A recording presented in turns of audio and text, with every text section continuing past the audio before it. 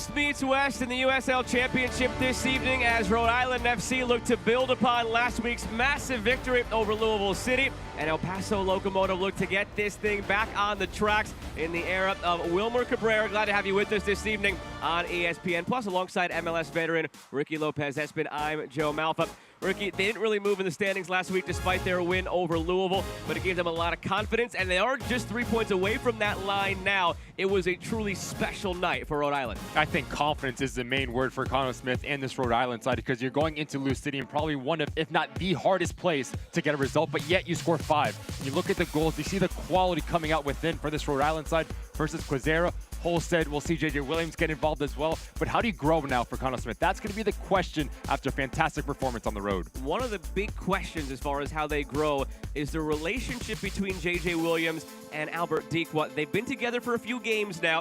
J.J. Williams started the season injured, then Dikwa was hurt for a bit. J.J. gets his first goal last week, but can they start combining? I think you look at both of these players, the ability to beat players 1v1, combination play in their own right. They play different role for Connor Smith and Rhode Island side, but yet the main constant, Joe, is they both are killers in the box. They want to get on the end of things. They want to score goals. So now how does the service look like against them, and how clinical can they be here tonight? On the opposite side for El Paso, if you take a look at the Western Conference standings, they are at the bottom right now, and they have a lot more ground to cover than Rhode Island does. Again, Rhode Island's 3 points away from the playoff line. El Paso's 9, and they've seen some signs of life under Wilmer Cabrera, but they're not all the way there yet. I think you look at this talent on this El Paso Locomotive side, and the Wilmer Cabrera new acquisition as a head coach, it's going to injolt some energy and also some quality in this side. It's not a matter of if, it's a matter of when they start getting going, and what an opportunity to come on the road into Rhode Island to get a big 3 points. They're 2-2-1 since he took over, which is a drastic turnaround from what it was beforehand. And even through those 5 games and that 2-2-1 record, they've been missing some pieces, one of them being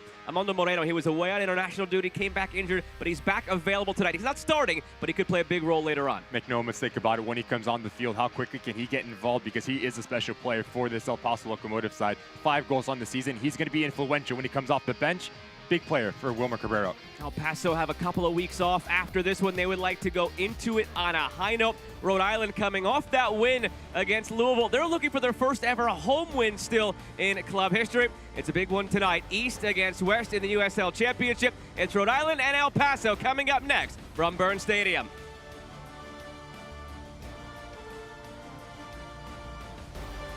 Ortho Rhode Island, we've built the future of orthopedic care around an important foundation, you. Our experienced surgeons and specialists offer the full spectrum of orthopedic care with leading-edge treatments and technology and a one-of-a-kind patient experience. From diagnosis to outpatient surgery, physical and occupational therapy, acute injury care, and advanced imaging, we make you the cornerstone of innovative care. To learn more or schedule an appointment, visit orthopedicsri.com. Hey Providence, we're Breeze Airways, and we offer non-stop flights from Rhode Island's T.F. Green International Airport. We're redefining what it means to fly up front. This one's for you. Introducing Breeze Ascent, the newest, nicest way to fly. It's seriously comfortable, satisfying, and affordable. Book today at flybreeze.com and experience the nicest way to travel. Breeze Airways, seriously nice.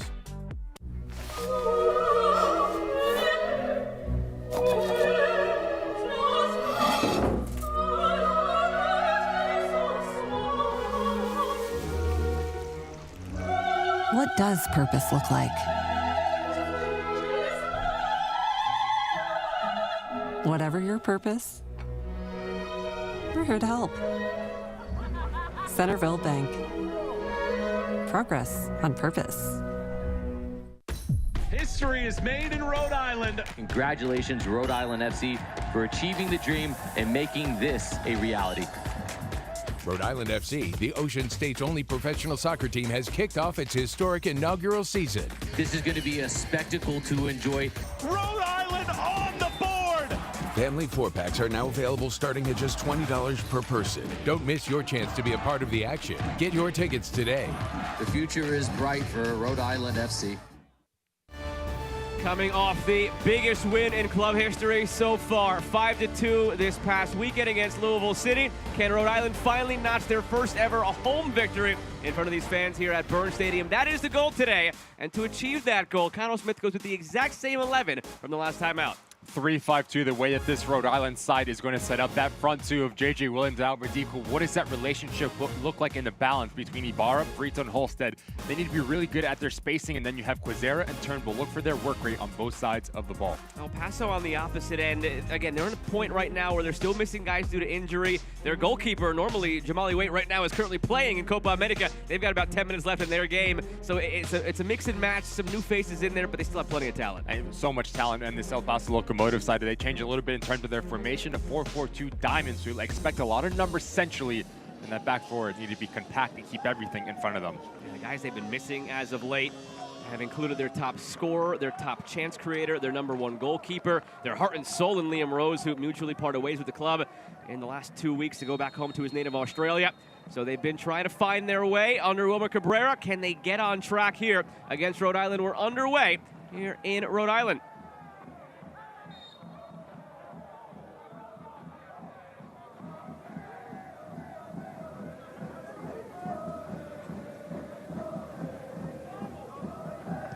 Ever meeting between Rhode Island and El Paso. We're happy to have you along for this one on ESPN Plus. With Ricky Lopez-Espin, I'm Joe Malfa. Quick turnover here. It's Brito. Turnbull looking for Williams, and it's snatched by Pascal. It's going to be a confident-looking Rhode Island attack tonight. Anytime you score 5, but especially when you do it on the road against a team that had been 7-0-0 at home in Louisville. Just fantastic goals as well. The way that you can create that little bit of individual brilliance. So now how do you grow? And that's exactly what we talked about in the open. But you know, Joe, for this El Paso Locomotive side, they're not going to lay down because in their own right, they want to get a result here on the road. Long run to get there. It's kept in by Miles Lyons. An assist last week for El Paso in the loss against Oakland. And they've got a corner on the way. Here's what both teams need to do to build a win, presented by Go Fix It. Looking for this Rhode Island side. Copy and paste. Obviously, we just talked about how did they grow from that performance at Lou City. And for El Paso Locomotive, a side that's conceded 23 goals this season. So defensively, that's going to be the principle for Wilmer Cabrera.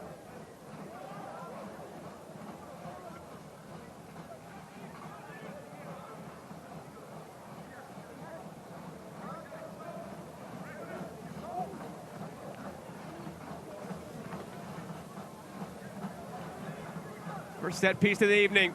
Swung in back post, and it is snatched by Jackson Lee. Jackson Lee is something to note here for Rhode Island. He had 8 saves in the win against Louisville. He was filling in last week for Coque Vegas, who was serving his red card suspension. He's filled in a couple of times now this year, Jackson Lee. Earlier in the year, Coque Vegas missed some time due to injury, and he's filled in very well. Former first-round pick this past year by LAFC, chose not to sign with the club, chose to sign with Rhode Island instead. And Connell Smith looks at this as any other position. It is a week-to-week competition based on performance in training, based on performance in the games, and that's even with Coque Vegas being the club's first ever signing, being the club's first ever captain. It's still just a matter of merit. I think it talks about the values of Connell Smith that trickles down through the players, right? Because you cannot have complacency creep in at any sort of role within an expansion year for this Rhode Island side. Competition through and out, and what that does, it raises the level for every individual and the team collectively.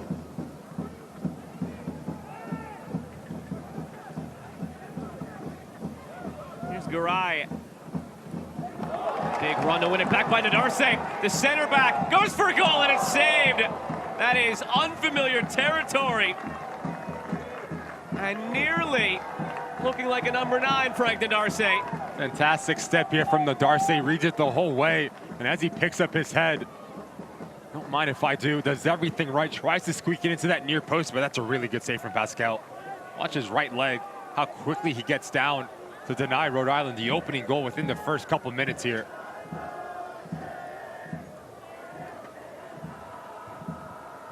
You can tell they're just swarming right now. Corner brought to you by Hilb Group. Seems as if they have taken that energy with them from that win over Louisville. In-swinger from the corner. J.J. Williams got his head to it, and it's out for a goal kick. In that game last week against Louisville, it started with Dequa and Williams. They had a couple moments where they connected. They had a couple moments where they noticeably looked out of sync. Then after Dequa subbed off, they switched back to a lone striker look with Williams, and that's when he scored the goal. So it goes to show you that maybe right now, Dequa and Williams are still more comfortable playing in their natural out-and-out number 9 positions, but it's just a matter of time before it clicks, and they haven't had much time because Williams started the year injured, then he came back, then Dequa got injured, and they haven't had a lot of practice time together. Connor Smith truly believes it's going to be one of the more scary attacking duos in the league, but it just needs time to marinate still. I tend to agree with him because you look at those two players, their individual traits, fantastic in their own rights, and now you see in world football, Joe, it's always a lone striker, 4-2-3-1, 4-3-3, whatever you want to call it. But now how do you play with a running mate, whether it's someone dropping in, whether it's someone running in beyond? You have to have a really good relationship, and that's not going to grow overnight. Not going to grow into training. There's no better teacher than the match itself. So look for those two players to combine and really test this back line of El Paso.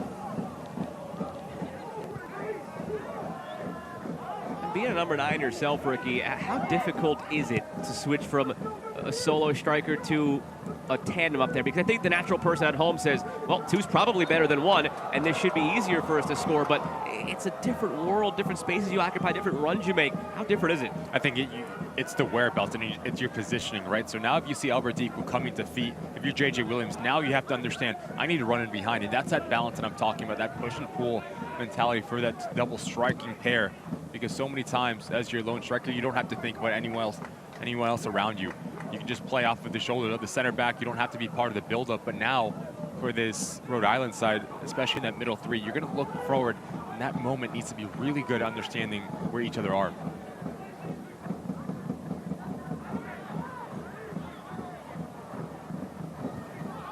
Bouncing around, Garay can't get there. Dequa loses it.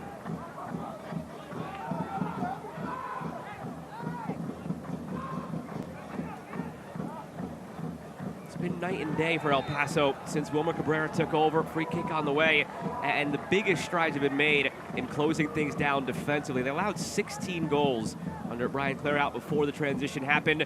In 5 games now since Wilmer Cabrera took over, they have allowed only 7, so on a much better defensive track, and it seems like that's the way things usually go. New coach comes in, let's figure out the defensive issues, and then build out from there offensively. Now on a night like tonight, when they get Armando Moreno back, hopefully later on off the bench, they can really start kicking into a gear in the attack. We talked about competitive spirit, whether it is for Rhode Island between Jackson Lee and Coque Vegas, but also for this El Paso Locomotive side, a new coach comes in, now your job is up for grabs. You have to compete with players to understand, I deserve to be in the 11 once he turns in the team sheet. So now you start to see a little injection of energy for these players that understand that their job is not secure under new management.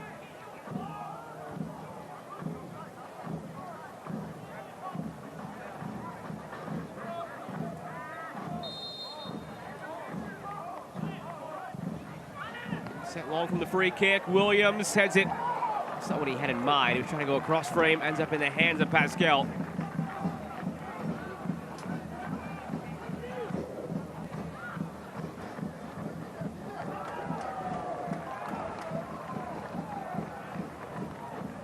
A 2-1 loss last week on the road for El Paso against Oakland. Scored 5 minutes in. It was their counter press leading to an Oakland mistake.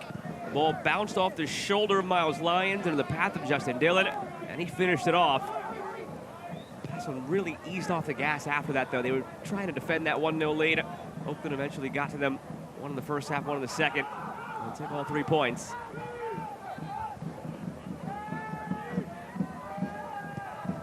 Take a look at the health report for both teams presented by Ortho Rhode Island, the official orthopedic partner and team physicians of Rhode Island FC. To learn more, go to orthopedicsri.com. A couple of guys out on the Rhode Island side. Stoneman, the big one, who sticks out. They've had to look to the likes of Nadarse and Karifa Yao to step up a bit more. El Paso slowly getting back to health. And again, the most important name is the one that's not there. That is Moreno, who is back available on the bench, their leading scorer tonight.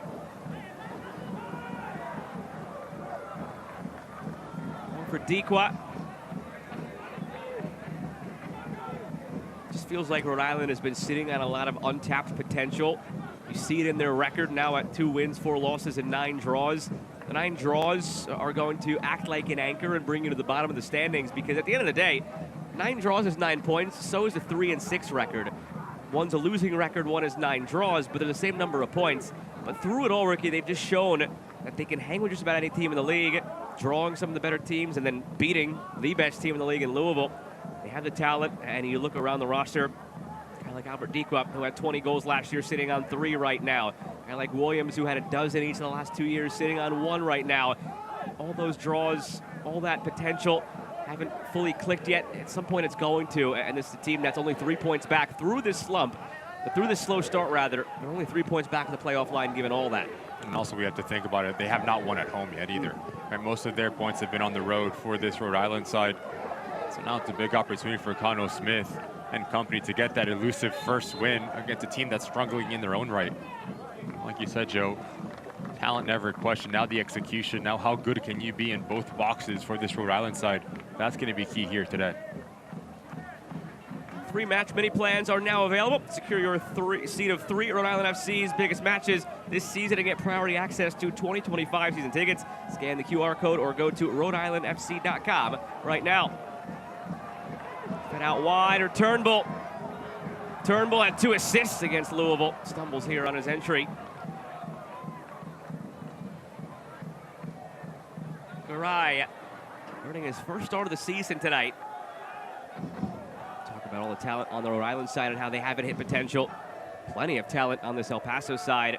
You and I coming into the season really felt this could be one of the upper-tier teams in the Western Conference, and still can be. Still have time to turn it around. A guy like Garay, one of those pieces that stuck out as talented. A guy who's been there, done that in the DC United organization in MLS.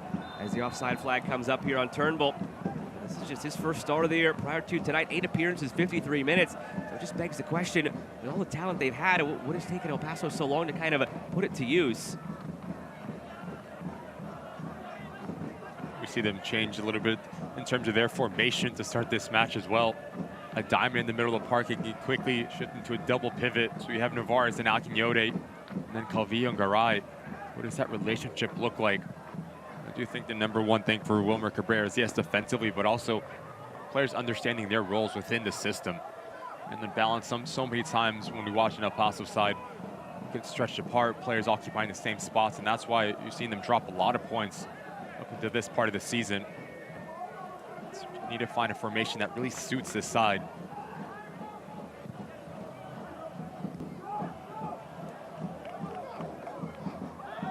Williams goes down, held by Lyons.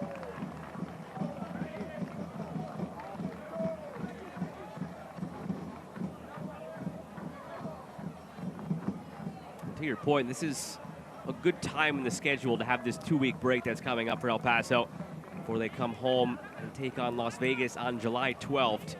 A chance for A, maybe some time off to get the minds right, and B, once they come back, for Wilmer Cabrera to really put his stamp on this group. I think that's the most important one. Week in and week out, the training now for Wilmer Cabrera. How do you get your principles instilled into these young men?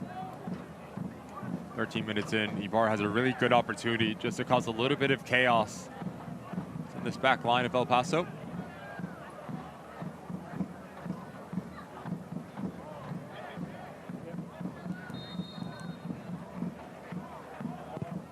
Ibarra sends it way long, centered again by Williams. Loose in front still. To be a dangerous moment. The hustle play by Williams to keep it alive. Contact there, not enough for a penalty. That's the second time that we've seen Rhode Island elect to play to that far post of J.J. Williams. And trying to knock it back across where it came from. Second actions can really hurt teams. Quizera plays it in, Williams the header. Yao, heavy touch. Moment gone for Rhode Island. Going to win it back, and they do. It's Quizera, who had the maybe most important goal of the game against Louisville this past week. It was right before the halftime whistle. They were up 1-0. Louisville was starting to find their legs again, had a couple of opportunities to equalize, and then he just goes a run down the left side from his left wing back position, enters the 18 through a couple defenders, beats the keeper between the legs from a tough angle. Now all of a sudden you're going in the locker room up 2-0 on the road, and it's a whole different ball game. When you have a player like that that plays wide in those areas of the field, it just causes so much confusion, for opposition, because now the outside back has to come over, the right center back needs to provide coverage, and then you have the secondary movements for players centrally. So he is a luxury to have for Connell Smith. He can create on his own, but he can also bring players into this game.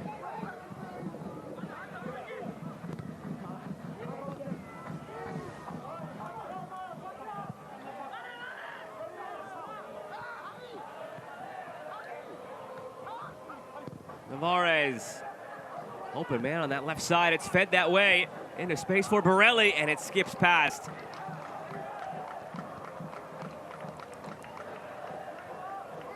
Just the moments right now for an El Paso team that's struggling as they try to get into a higher gear.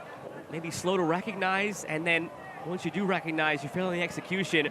Or if that's done quickly and done properly, it's an odd number attack and a chance to make it 1-0 a quarter of an hour in on the road.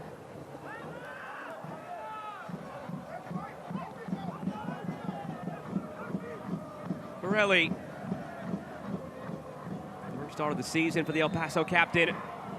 Sometime early on, 33-year-old from Monterrey, in the heart and soul of this club since 2020.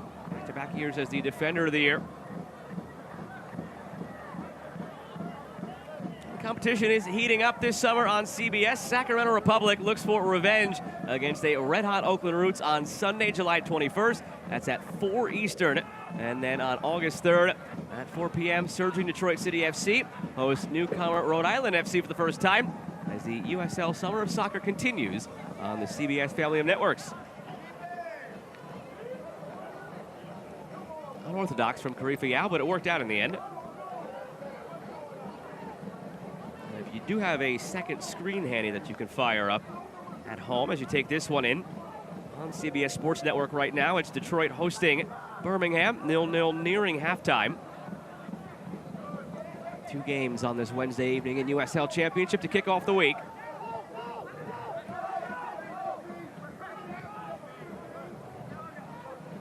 I think Rhode Island's above the playoff line by the time they take on Detroit City on August 3rd for that nationally televised game.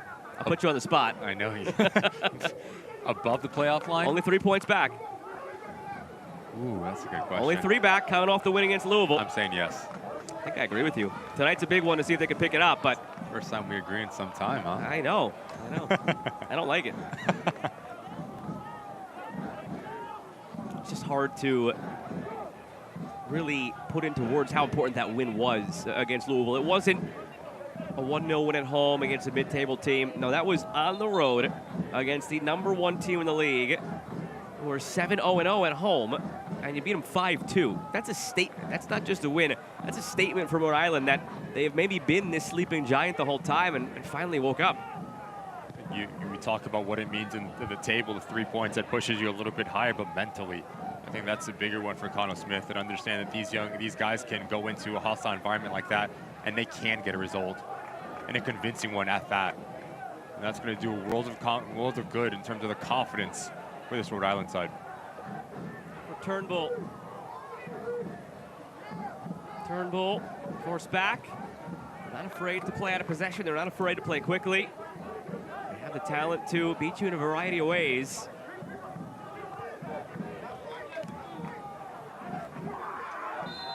Darcy taken down awkwardly by Garay.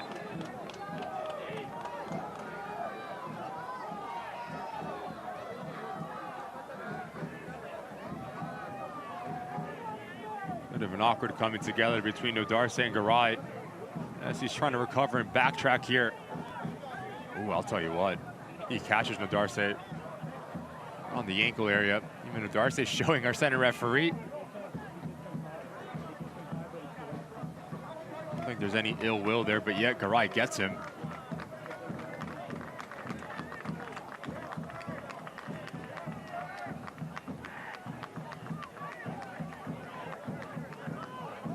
Event, another opportunity now for Ibarra. And you know, the last 2 times they've gone to the backside for J.J. Williams to head it across frame. and then create some chaos.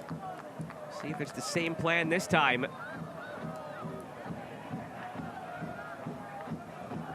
J.J. Williams, you can't quite see him. He is all the way on that far touchline. That's why you can't see him.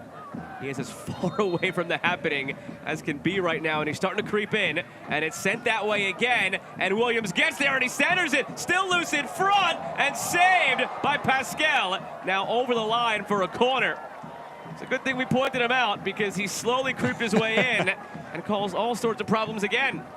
How good is this timing, first from Ibarra, but also J.J. Williams on a dime. With the second bite at the apple, unable to get it across. Very unorthodox way that this ball pinballs around. Let's watch the numbers in a white jersey that get around it. If you are Wilmer Cabrera, that's something in terms of the positivity that you can take away from it. J.J. Williams is going to want that chance back.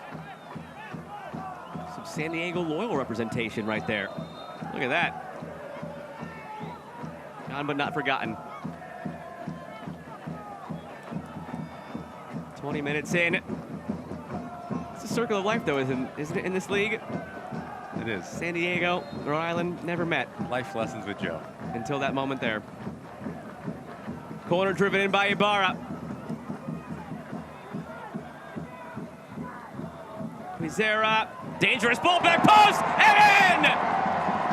They've been knocking on the door, and Albert Diqua has his fourth of the year.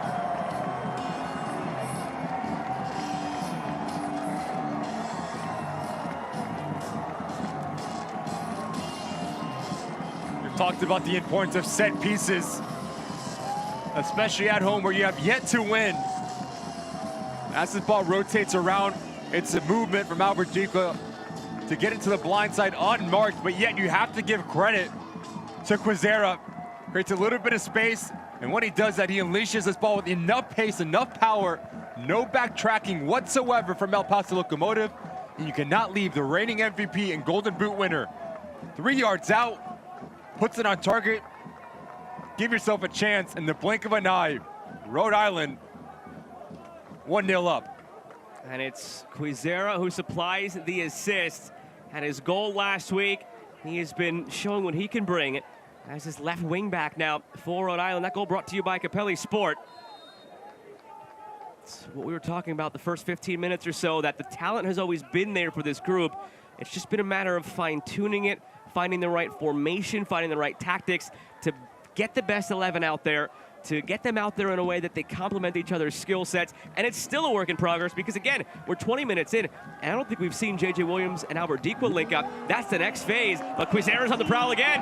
Quizera looking backside for Diqua, and nearly a copy and paste for Rhode Island of Quizera to Diqua. It's a corner again.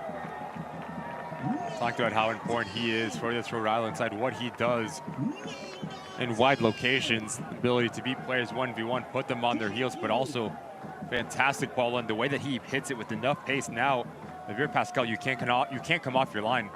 The ball's hit with enough venom.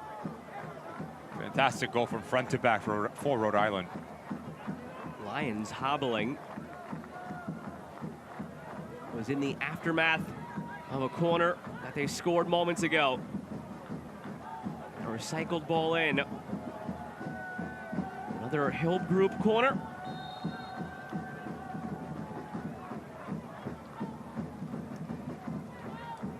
Ibarra delivers. Defended well this time by El Paso. They really haven't come across midfield with anything menacing so far. This one played long toward Zacharias. They have 55% of the ball, El Paso. They only have 2 final third entries with that 55% possession through 23 minutes. No shots.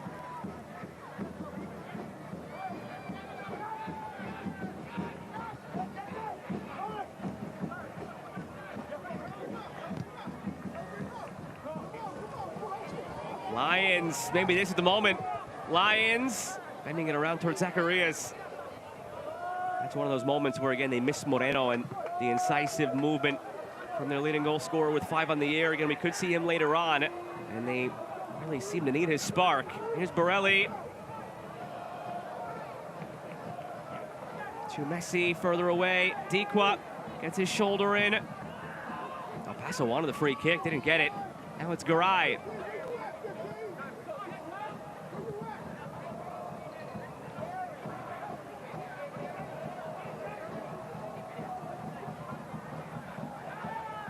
Free kick on the way. They want to go quickly. Navarez was about to put it down and play it, but Borelli stays on the ground instead.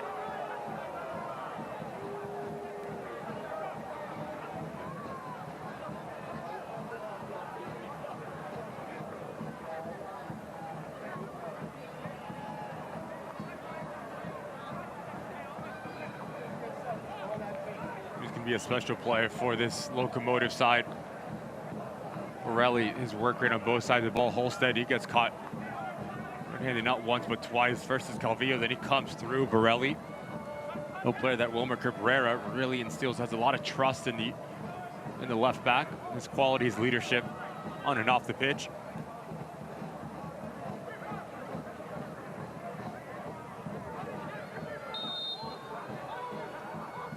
Calvillo, a chance there on a set piece to finally threaten goal. Meant to be for El Paso. Floater over the top again. Borelli gets there, flag stayed down. Borelli has it blocked out for a corner. Rhode Island pleading for a throw. Assistant referee on the near side says it was out over the end line first.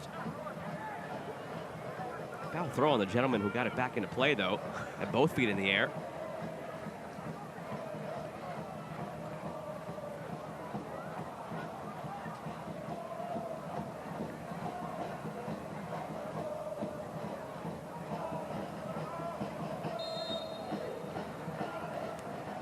Calvillo with backspin all the way across for Moshibane. He hit it as clean as he would like, but seemed to threaten Lee for a moment as he moved over to his near post.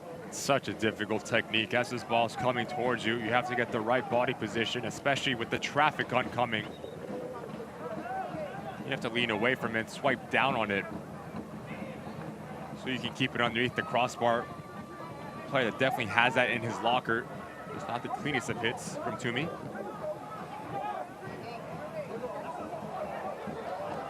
Quizera takes it. Quizera with speed has Dequa running centrally. Quizera forced wide by Dollenmeyer. A little bit of defending. Quizera sneaks through. Still Quizera going for goal!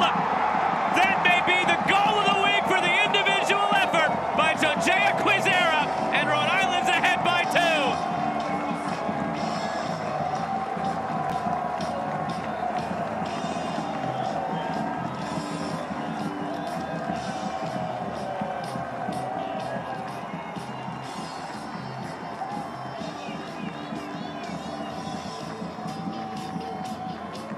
Worthy of a selfie.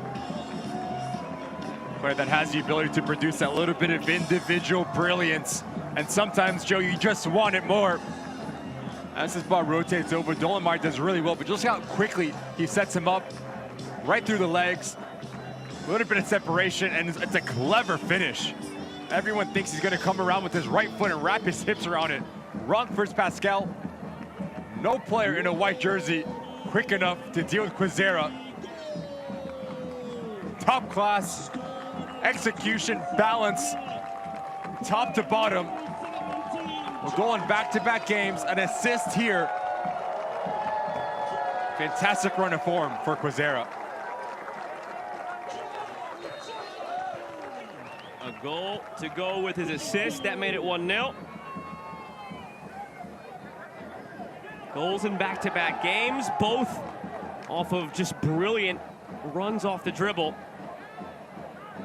Does it seem like Rhode Island's playing with confidence now? I'd say so.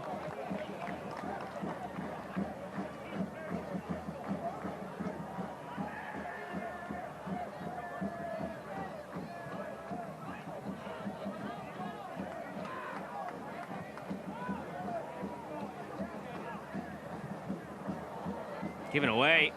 Rhode Island, El Paso needs something here. Strike back and stop the bleeding. Zacharias, can he give him just that? Zacharias looking through for Moshibane, and Lee keeps it in, avoids conceding the corner. It's a nice little run from Zacharias. As an attacking player, how can you create your own space? You turn your defense into offense. It's a really sloppy touch from Messi. But this little touch right here is exquisite, right through the legs. And as he opens up his hips, closes them, we give credit to Brito. Or a 30-yard run defensively. He gets away from danger.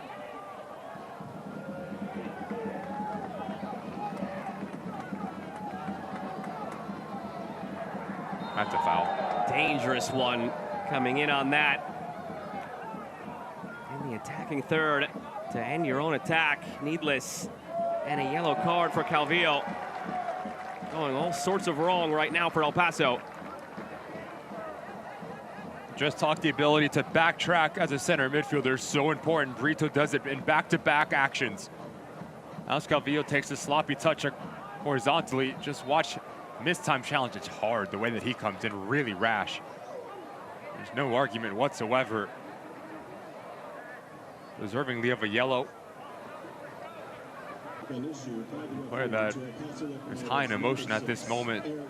How do you calm him down? You cannot afford to lose his quality on the pitch. Half an hour gone. Rhode Island ahead 2-0. Rhode Island FC is now accepting priority deposits for the 2025 season at their new stadium. Scan the QR code or go to RhodeIslandFC.com to secure your seat now. Play like this, that stadium is going to be packed out week in, week out.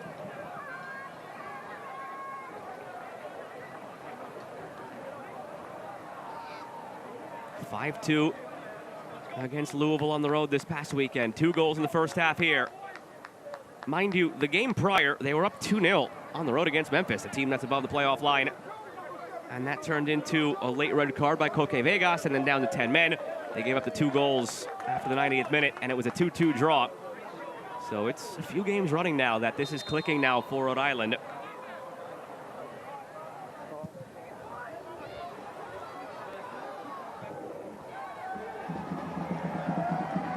Turf Monster got Quizera just as Brito was ready to spring him through. Well, Shabani.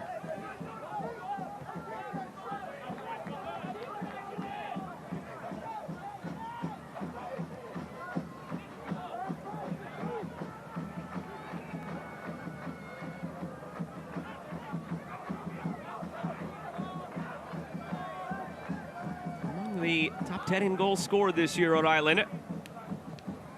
Been a matter of preserving some of the leads they've been able to find. Just unable to get any sort of rhythm. This Locomotive side, too many times when players pick up their head, not enough options ahead of the ball, not enough movement. There's a bit of a disconnect between Zacharias, Moshabani, and that middle four. No one playing in between pockets and trying to unbalance Rhode Island. I mean, how many times have we seen Odarse, Yao, Messi been under some pressure, make them uncomfortable? It's been really straightforward for that back three.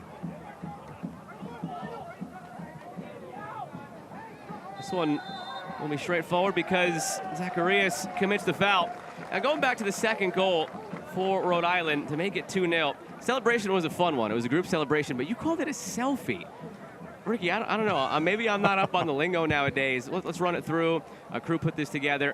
Is it a selfie if somebody else is taking the picture and there's a group of people with you? Is that still a selfie? You're putting me on the spot a lot here, Joe. I thought, okay, I misspoke.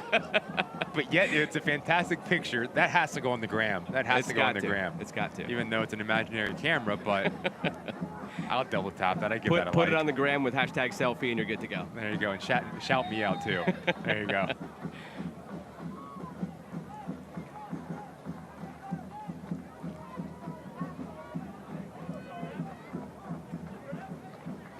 You can feel the heartbeat of Rhode Island FC with RIFC Pulse. Scan the QR code or text 401-249-4857 to stay in the loop on all things Rhode Island FC with text alerts.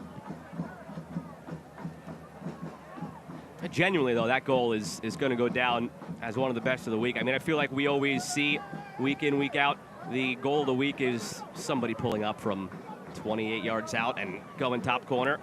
But what he did on the dribble there, through all the defenders, poking it to catch the goalkeeper by surprise, that is a class goal by Quizera. 15th overall pick in the 2022 MLS draft. Watch out. Darce caught sleeping.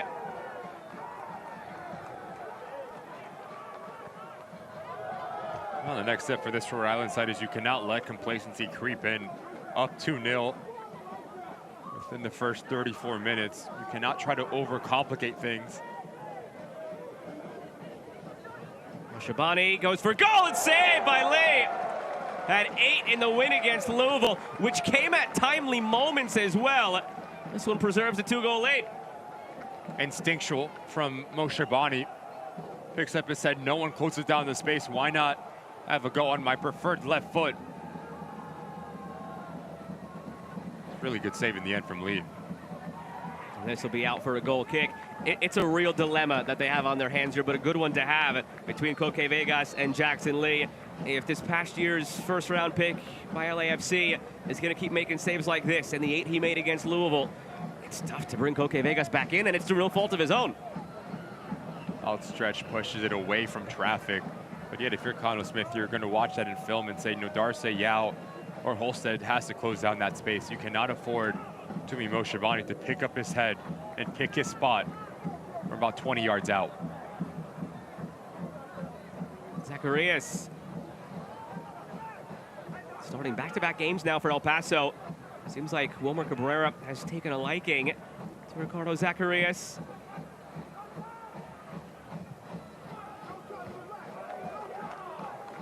He's been with El Paso now since 2021. So would have played plenty against Wilmer Cabrera in those Copa Tejas matches. El Paso against RGV. Prior to last week against Oakland and tonight, he hadn't started yet this year. 9 appearances all off the bench for Zacharias.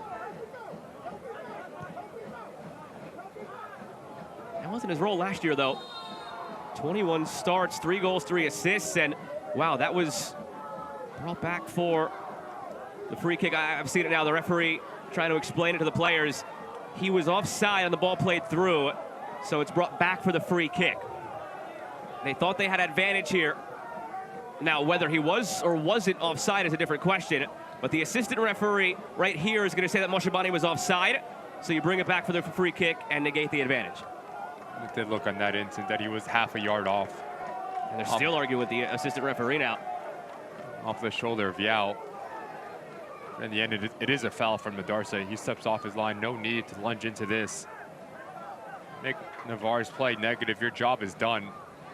And yet, as you become overzealous, El Paso Locomotive have a really good opportunity to cut this lead in half.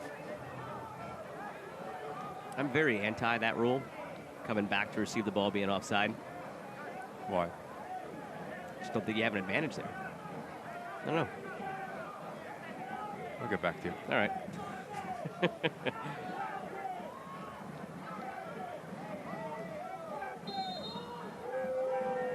Whipped in by Borelli. A dangerous ball into a dangerous spot, and Lee securely punches away.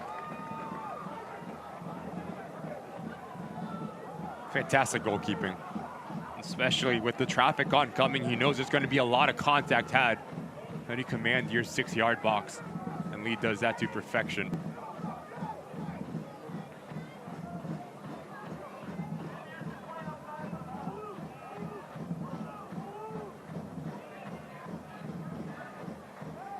Exactly what I'm talking about for this Locomotive side. No real options in beyond that first line of pressure. You have to try to create something, and now Navarre does well, to be fair. But now what's the second act? No one coming to feet, no one running in behind. It's stagnant in the final third for the visitors. Brendan Craig, the loanee from Philadelphia. Almost given away, and now given away by Lions. It's Quizero who's been the star of this first half. Dequa lost his footing and lost the ball.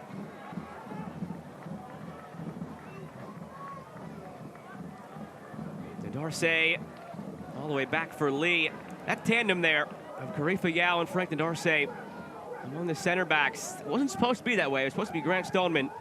His injury early on has forced those 2 younger players into action. There's been some growing pains, admits Connell Smith, but one of the silver linings of the injury to Stoneman is those 2 guys have had to play, have had to learn, have had to grow, and they've grown immensely since the start of the season here for Rhode Island.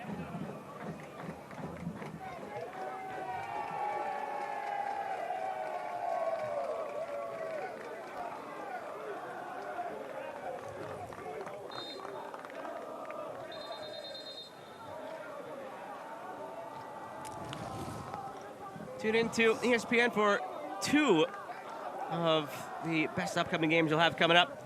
We got Charleston Battery against Birmingham Legion. That's on July 5th at 7 Eastern. See the threats of Enzo Martinez, Tyler Pasher, and all of them as they duel in the Eastern Conference.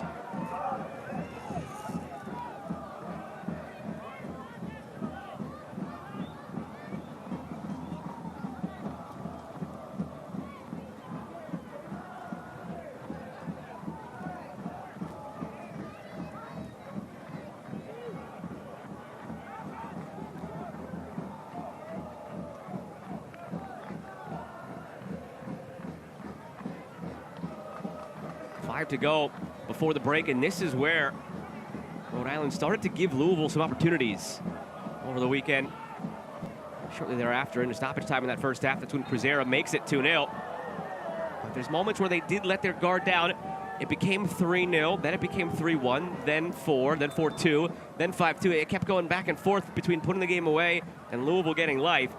So we saw a couple of games ago, up 2-0, blow it for a draw against Memphis. Against Louisville, persevere, and they kept getting that goal back to make it a 3-goal lead. Can they just close this one out with maybe a clean sheet tonight and continue to build upon things? Time will tell. It's 1-0, by the way, in the other game. Detroit City, 1-0 over Birmingham at the moment. They just started half number 2. That's on CBS Sports Network if you want to get a double screen going. See Wilmer Cabrera on the sideline, livid. No one coming to feet. No one having the ability to play or wanting to play. Very sloppy from this Locomotive side this far.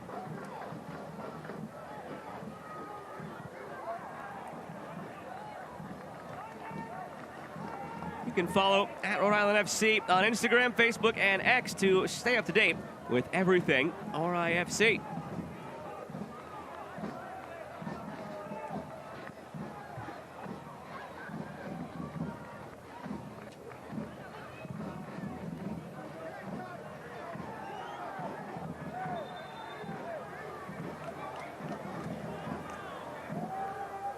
Dequa in the 21st, Jorge Quizera in the 27th. Your pair of goals for Rhode Island in this one. Glad to have you with us this evening on ESPN Plus. Alongside MLS veteran Ricky Lopez-Espin, I'm Joe Malfa. Rhode Island FC looking to build upon this past weekend's win against Louisville, 5-2 on the road, ending Louisville's perfect start to the season at home. They were 7-0-0. This would be Rhode Island's first winning streak, going back-to-back. And maybe most importantly, it would be their first ever home win. Their 2 previous wins came on the road. This would be their first at home for these fans to celebrate.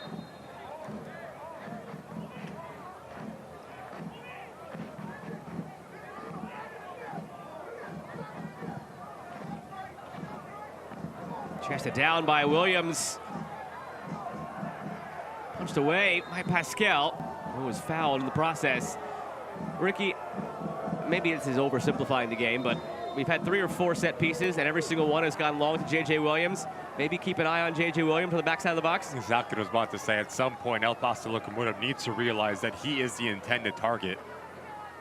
And time after time, it's Miles Lyons that's man for man with J.J. Williams. So if I'm Wilmer Cabrera, I'm telling Dolan Meyer or Brandon Craig to shift over and take the striker.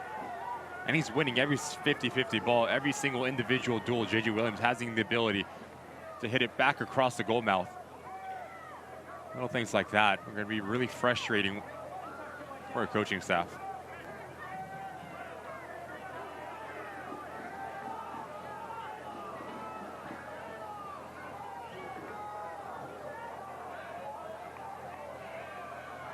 This is the 4th start of the season for Ramon Pascal.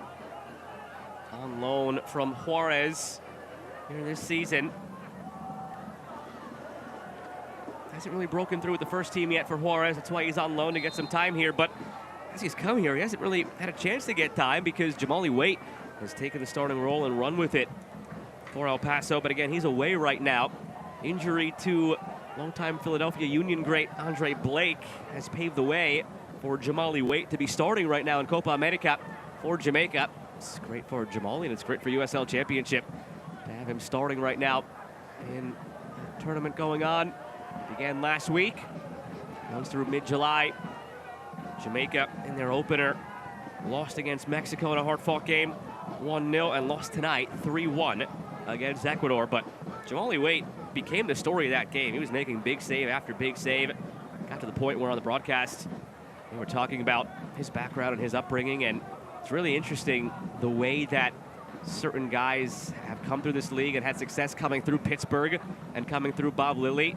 How many of those goalkeepers now have gone on to great things? Jamali Waite with Jamaica. Danny Vitiello is his Golden Glove and one of the best in the league. Just seems like Bob Lilly has that magic touch when it comes to goalkeepers. Who wins Copa America? Brazil. I'm not scared by that 0-0 draw against Costa Rica.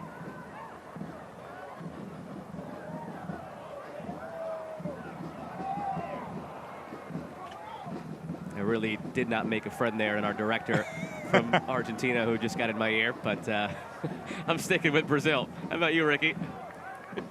I'll say Argentina so he doesn't yell at me. Okay, fair enough. 4 minutes of stoppage time here in this first half. For sure thought you would say the U.S. Realistic. I'm hopeful, but I'm realistic.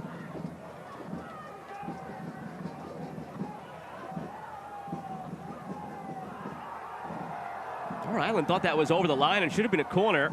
Pascal might have just gotten it in time. Euros? France all the way, same thing, yep. Not backing off, even though they've had a couple of lackluster offensive showings. Don't pick an underdog now. Sometimes you don't have to. Look at all the teams who have won major tournaments ever since Greece, basically, in 2004. The best team usually wins. Brazil and France. There's some diversity in your answer. Well, get back to me. I mean, Chile won Copa America in 15 and 16. Those were two sort of underdogs, back-to-back. Portugal wasn't really an underdog when they won Euro in 2016. Greece was when they won it in 2004. It's England in the Euros. All right, come on. It's not the 1960s here, which is also maybe the last time a Gareth Southgate team scored a goal. Played over the top here by Ibarra.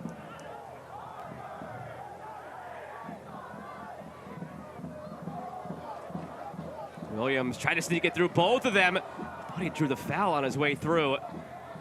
It's out for a goal kick. It just feels like every moment where Rhode Island's in the attacking half, something's going to happen, and conversely, every time El Paso gets in the attacking half, you're waiting for not when it's going to break down, but how it's going to break down, because it's been breaking down every time. Just haven't been clean enough in the final third or in the middle third for Wilmer Cabrera, and rightly so. He's so animated on that sideline, wanting his players to break through the pressure. Too many times it's through one. Just look at the spacing as you're playing with the front two of Moshe Bani and Zacharias. They're occupying the same space. So now when you're on the ball, you want to be expansive. You want to make the field as big as you possibly can so you have gaps to play in between. But yet look at your screen. There's about 5 players in about a 15-yard radius. Makes life very easy for Rhode Island just to squeeze you and force turnovers. Now trying to pressure Garay. Moshe Garay, better movement this, but look where they are. They haven't gained any territory in the process. Navarez, and then it's won back by Rhode Island. There's a lot of passes strung together, but they gain no territory and then give it away. A good thing for the El Paso Locomotive side, you talked about the break. Those are little things that are going to be fixed with Wilmer Cabrera, with the string of training sessions, ability to push the players and not have to worry about resting legs as the game comes on the weekend. So spacing, tactical movements are something that we've seen through his career and his success as a head coach. For the record, your Euro pick is who? I'm scared to say. Scared to say. Offside flag comes up on Dequa. What you got? I'm going to go with England. You should probably have not said it, actually. I probably shouldn't have pressed you for it. Hey, you never know. You never know. I really don't know. I'm just throwing out a name, trying to get a reaction out of you.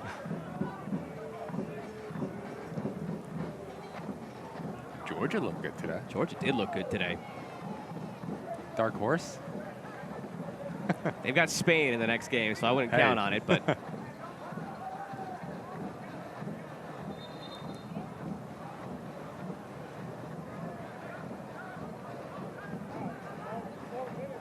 should end half number 1 once they get it back into play. And after a 5-2 win on the weekend against Louisville, to come out here on their home ground with a 2-0 lead in the first half, It's got to be good times right now in the locker room for Rhode Island coming up. That's exactly what I'm talking about. As Tumi Mo Shabani rises for this challenge, there's no one, not in your screen, of a white jersey. Something that you need to fix if you are Wilmer Cabrera. On the other side for Connell Smith, you have to be very pleased with how professional that first 45 minutes was for your side. Albert Dikwa opened it with his 4th goal of the season on the assist from Jojea Quizera. And then Quizera punctuated it by getting a goal of his own, and a brilliant individual effort it was. Rhode Island looking for the club's first ever win streak. Rhode Island looking for the club's first ever win at home, and it seems like they're on their way to both of those. Up 2-0 at the break here at Burns Stadium. We're back with more in just a moment.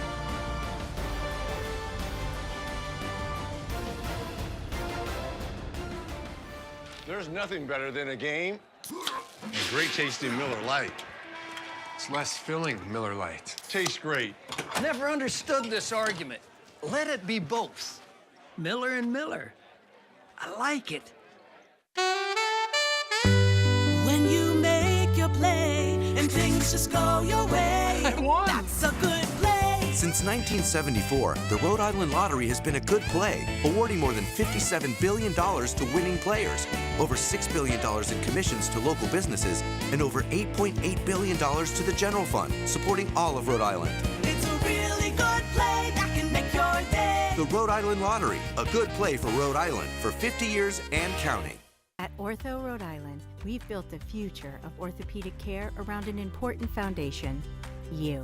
Our experienced surgeons and specialists offer the full spectrum of orthopedic care with leading-edge treatments and technology and a one-of-a-kind patient experience. From diagnosis to outpatient surgery, physical and occupational therapy, acute injury care, and advanced imaging, we make you the cornerstone of innovative care. To learn more or schedule an appointment, visit orthopedicsri.com.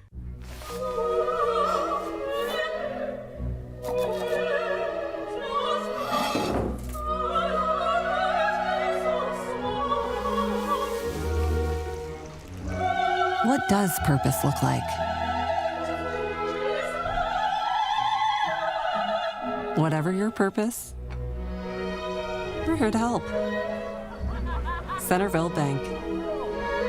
Progress on purpose.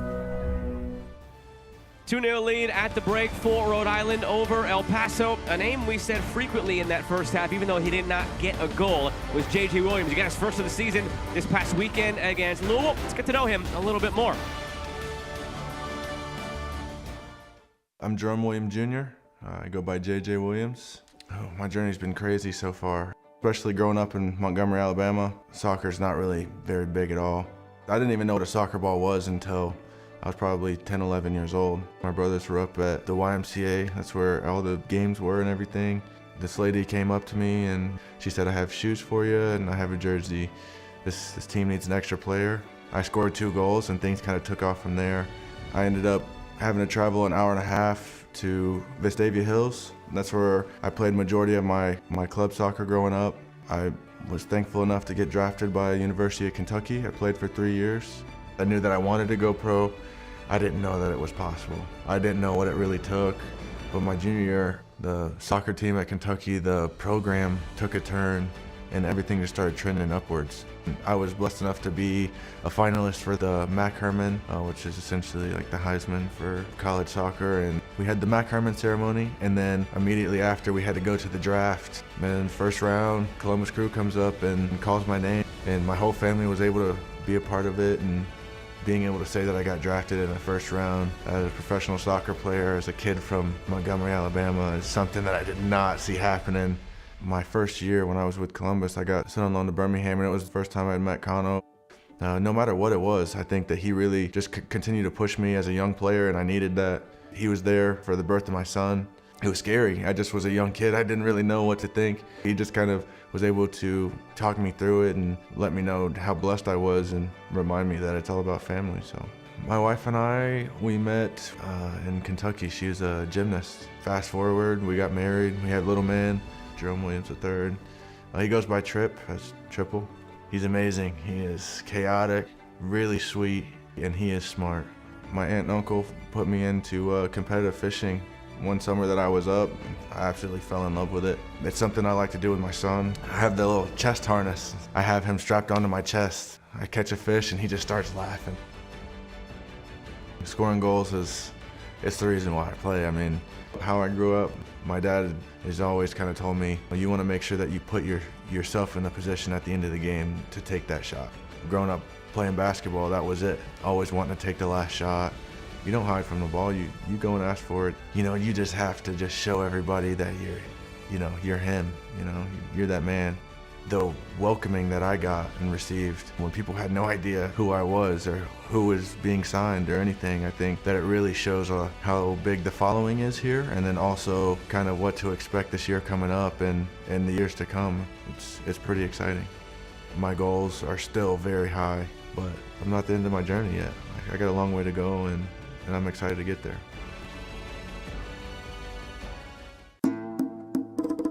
New flavors. The same traditions. Be the guest of honor. Add more flavor to your parties.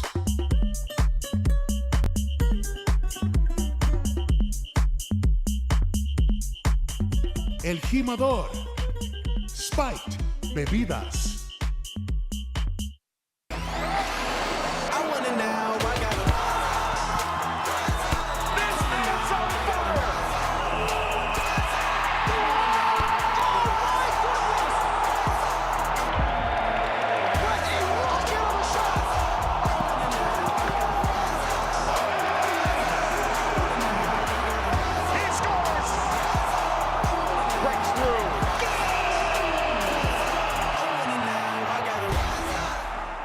The best nights start with Jägermeister.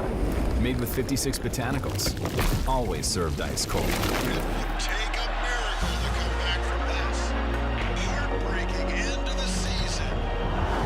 But what's this? For the moments when anticipation Clock's counting down. 5 seconds. 3, 2. becomes celebration. Jägermeister. Meister the moment.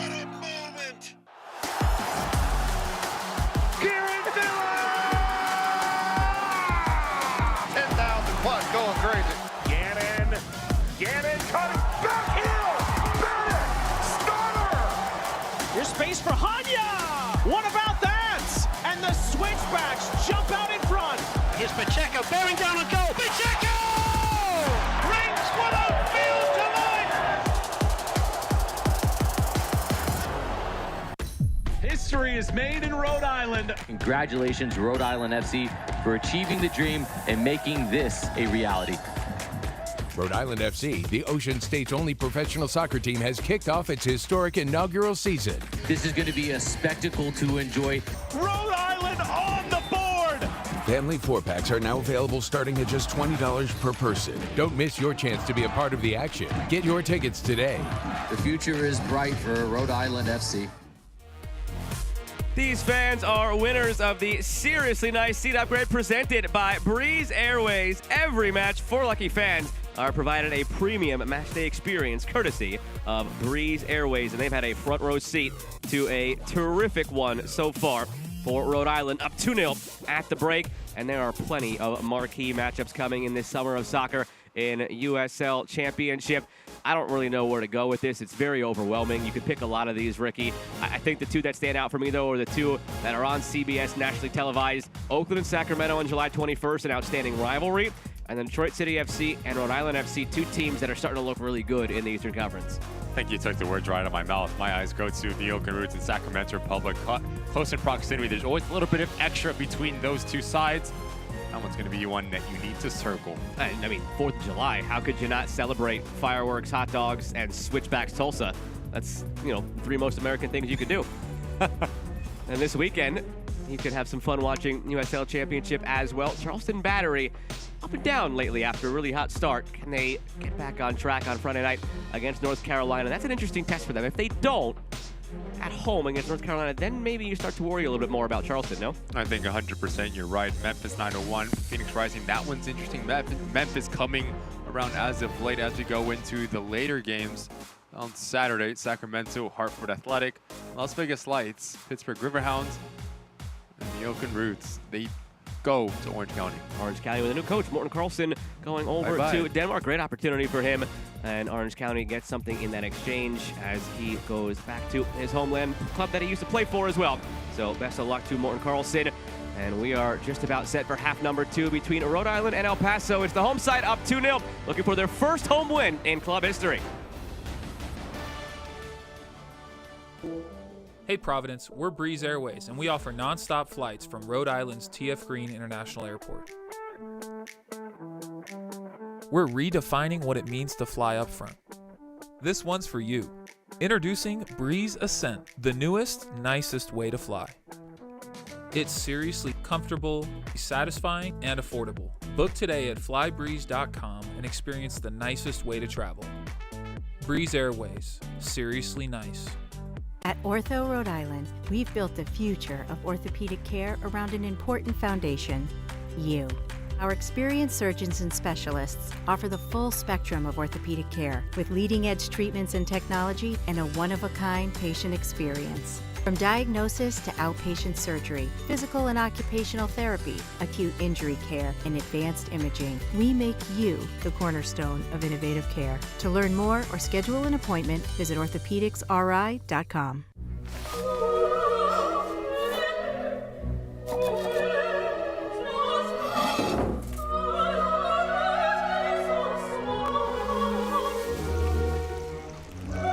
What does purpose look like? Whatever your purpose, we're here to help. Centerville Bank. Progress on purpose. When you make your play and things just go your way, that's a good play. Since 1974, the Rhode Island Lottery has been a good play, awarding more than $57 billion to winning players, over $6 billion in commissions to local businesses, and over $8.8 billion to the general fund, supporting all of Rhode Island. It's a really good play that can make your day. The Rhode Island Lottery, a good play for Rhode Island for 50 years and counting. Highlights from the first half paint a one-sided picture because a lot of these you're going to see, Ricky, are at this end of the field with the team in blue knocking on the door before they eventually kick it down. Full of confidence for this Rhode Island side. It starts with a little bit of individual brilliance from Quizair. Just watch the pace behind this ball. Right where you want it, about 4 yards out. Pascal can't come off his line. You cannot leave Albert Dequa that wide open at the far post. 1-0, Rhode Island. 20 goals last year, off to a slower start this year, as Rhode Island's been getting into a higher gear, and he had some injuries. That's his 4th of the year. And just watch the run from Jojea Quizair as he goes ahead and makes it 2-0. Look where he picks it up, and then looked at the ground he covers and the guys he beats. He just wants it more. He outruns about 5 El Paso Locomotive players, and then a little bit of skill as he goes through the legs. But look how clever this finish is. Wrong foot Pascal. He catches everyone by surprise. Everyone thinks he's going to wrap his right foot around it. Little toe poke, and it's off to the corner to take his picture. 2-0. Rhode Island. There you go. Put that one in the yearbook for Rhode Island FC. Quizair, a goal last week, a goal and an assist tonight, and a firm handshake with the fan there in the front row. 5 shots to 2, 3 on target to 1. Everything's Rhode Island's way except for possession, which has largely been El Paso just trying to find a way out of their own end through this high press of Rhode Island. The possession for El Paso Locomotive has been deep in their half or in that middle third. Now if you are Wilmer Cabrera, you want possession with for a purpose. How do you play a little bit more direct? I will not be surprised if we see him dip into the bench earlier rather than later.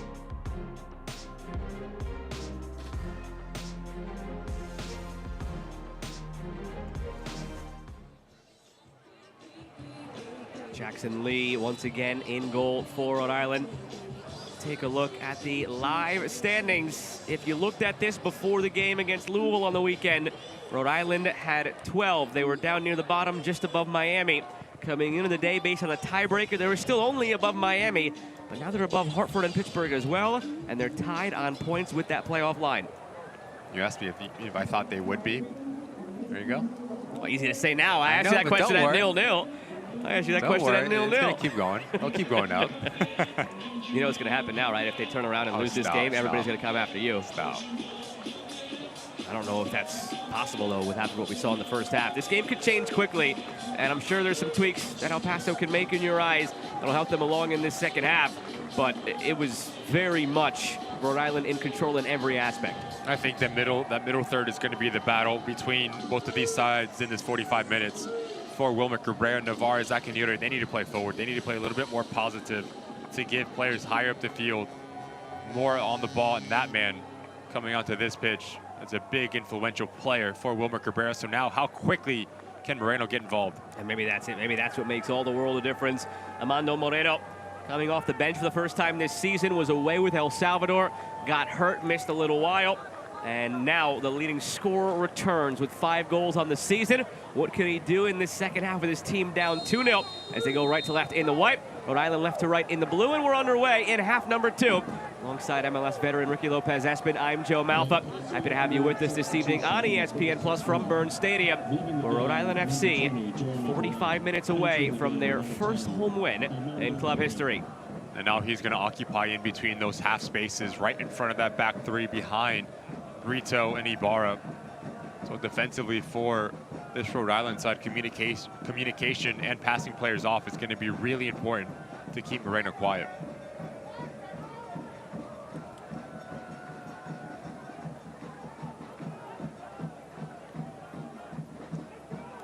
Caps for El Salvador. Floater over the top, his way, try something special. And again, that's just what he can bring. He can pull that off. If there's anybody on this field capable of it, it's that man.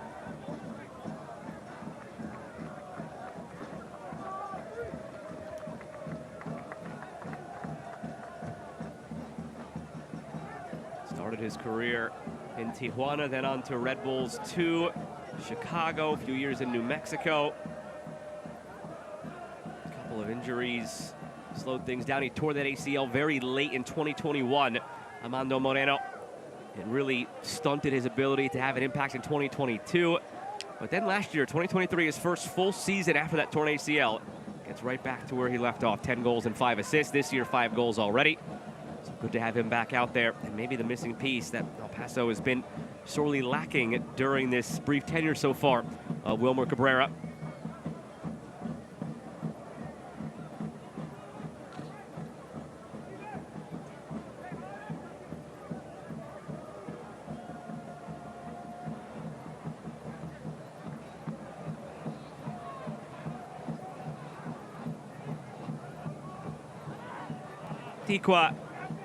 Quizera delivering. Poor effort at a clearance from Brendan Craig.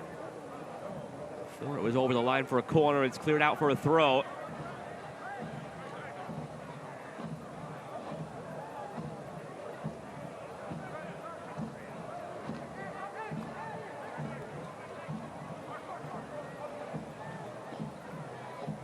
Holstead is trying to get a big run up here, but those boards have no give. Angles himself, still gets a good throw off, comes back here for Turnbull. Had 2 assists last week, bidding for a goal of his own now. This little layout from Brito is really intelligent. Just puts it into the path of Turnbull, lets him run onto it and hit it first time. Seeing how much quality he has in the final third, just mishits it up and over the crossbar. They did credit, by the way, J.J. Williams with an assist on Quizera's goal.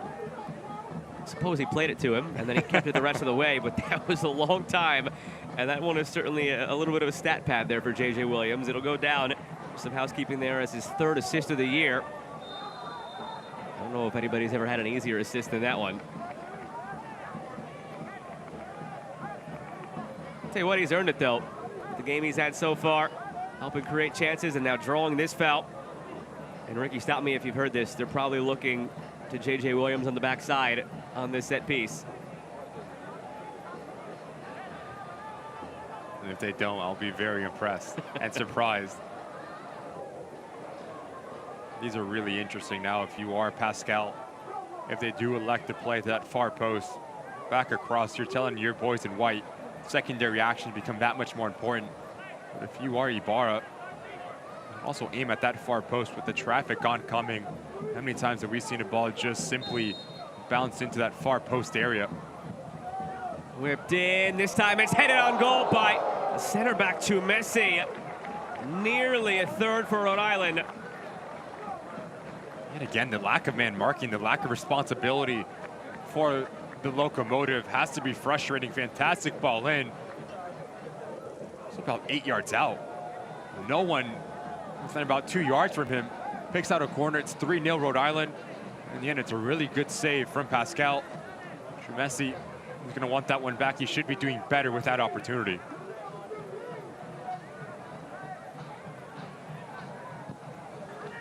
Corner driven to the backside. Darcy chested down. And he committed the foul first.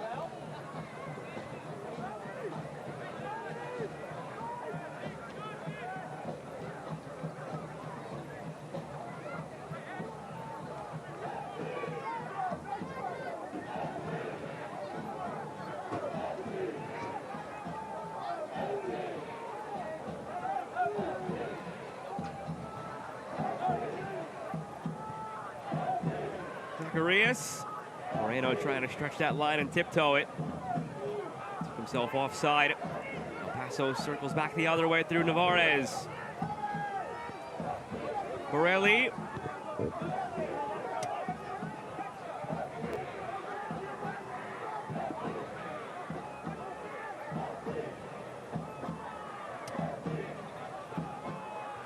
Long run to get there.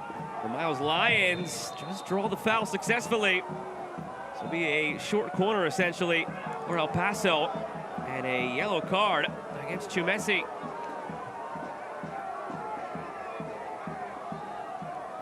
It's good recognition from Brandon Craig to let this thing develop. As everyone's coming to feed, the real estate is in beyond the high line of Rhode Island. So now Lions just get you right before Messi. It is a foul. The yellow card, bit of a question mark, that one. Nonetheless, if you are El Paso Locomotive, set pieces are a fantastic way to claw yourself back into this game when you're not creating through the run of play.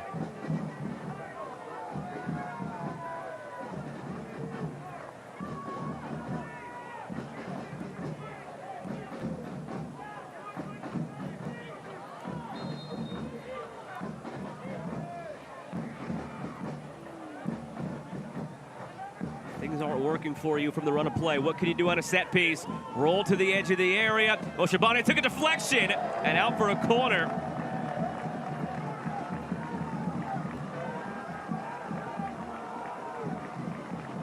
If you're being really picky, you want a right footer running onto this. As Moshabani has to let it come across, now you give that little bit of an extra second for Rhode Island to close down that space.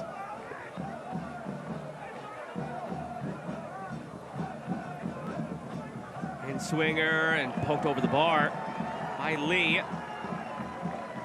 Essentially a third corner in a row here based on where that free kick was.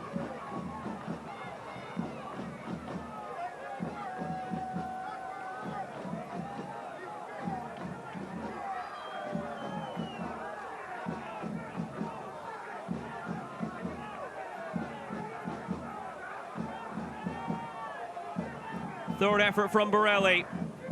Might have been the worst of the three. Well, Shabani ends the threat entirely with the foul. And again, for a team who's struggling to create right now from the open run of play, you're gifted 3 straight set pieces, and you don't really put anything on target from it.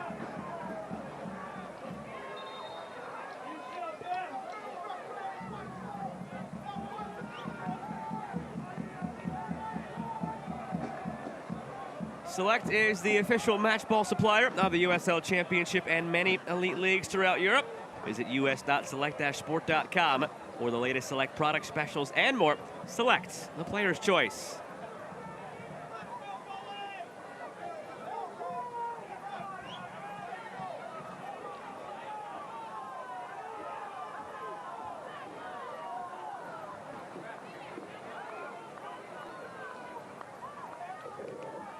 Heated conversation between referee Emil Ben Salap and Navarez. I don't really know what the argument would have been there. It seemed like a pretty evident foul against El Paso, against Moshabani to end the threat. Maybe the argument is Messi's maybe taking a little bit too long to get up because this is a foul. Shabani just comes to the backside of him.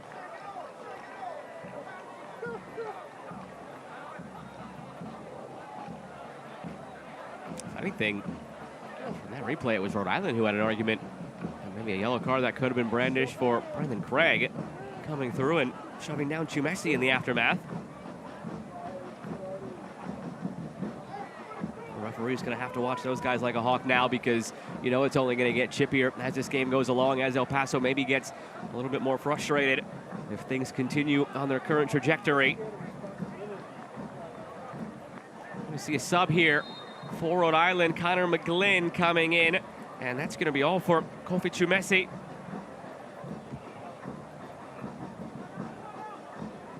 Rhode Island FC substitution in the 54th minute. Leaving the match, number 21, Kofi Chumesi. Entering the match, number 28, Connor McGlynn. So what this will do for Rhode Island, Holstead will play on the back line. McGlynn will play centrally with Brito and Ibarra. Talk about versatility for Connor Smith.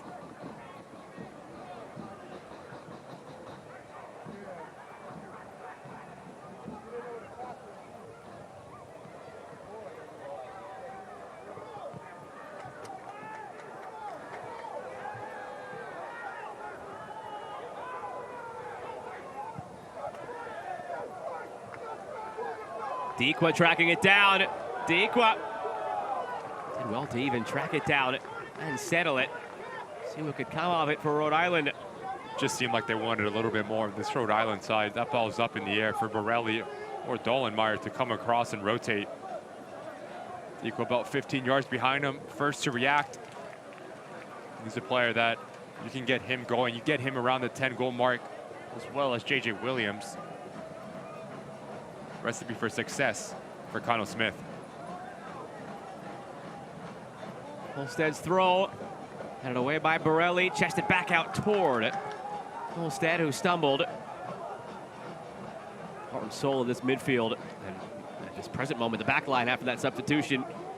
Holstead, if you haven't seen this goal against Louisville, it means you weren't with us from the beginning, because we showed it to you in the open because it was that good.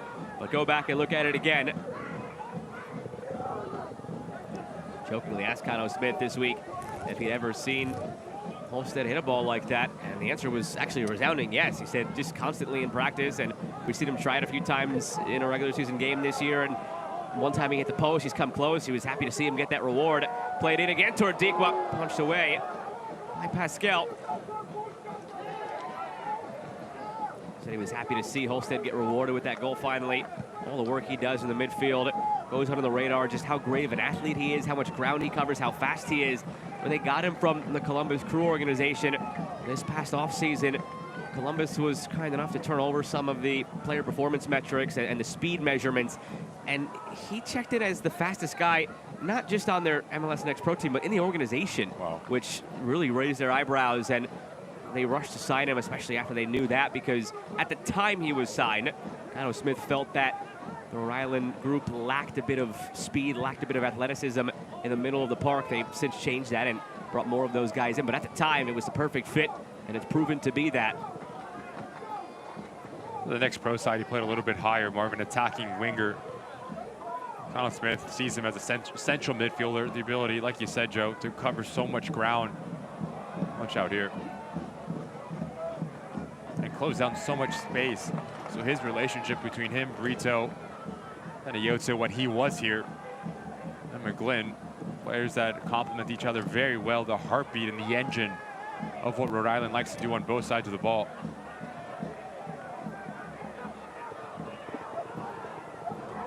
Here's Quizera. Williams and Dequa running ahead. He tried the early ball for Dequa. And it's the right idea from Quizera. That ball is a nightmare for a back line and a goalkeeper, because they're both caught in no man's land. You want to bend into the path of your striker.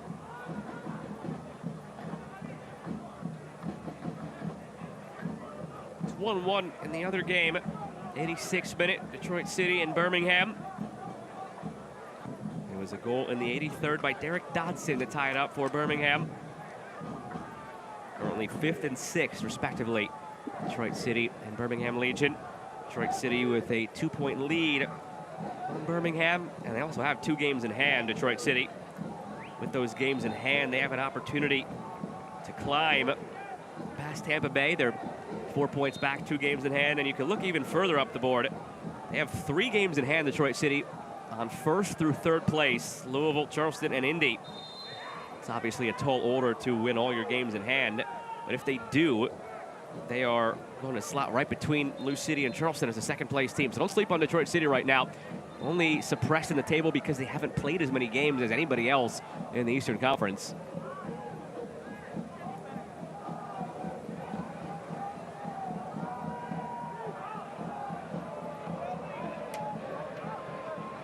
Justin Dillon will replace Ricardo Zacharias.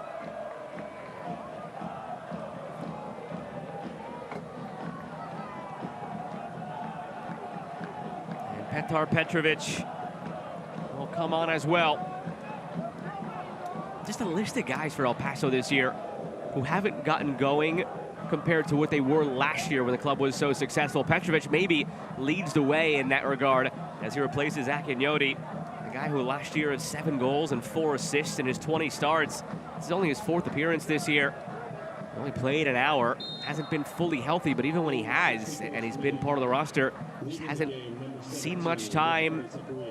He's been an unused sub a number of times this year.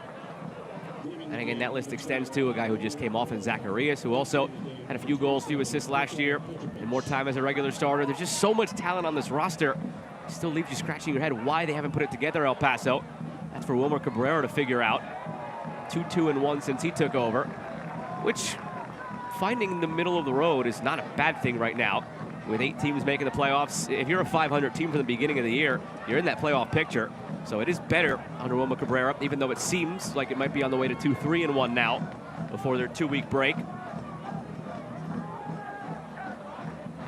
I think this formation suits them a little bit better now with Justin Dillon spearheading the attack. So now you afford the freedom for Petrovic, Amanda Moreno, Tumi Moshavani, just to go and search the game a little bit, fill in the gaps underneath him. Moreno's not a true number 9. He likes to operate in the pockets. This man likes to bring players into the game. If you're Wilmer Cabrera, how do you see those connections really come to fruition in terms of productivity, goals, assists? Actually, that is why those players are on the pitch right now, to claw yourself back into this game.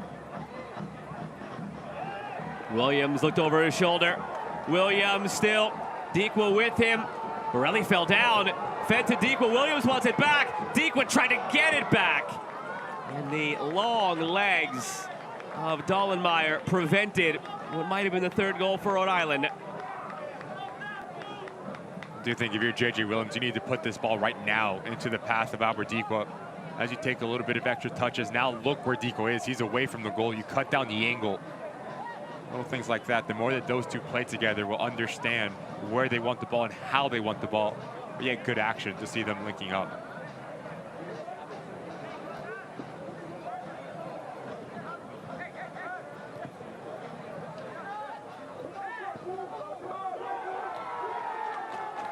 Here's Williams.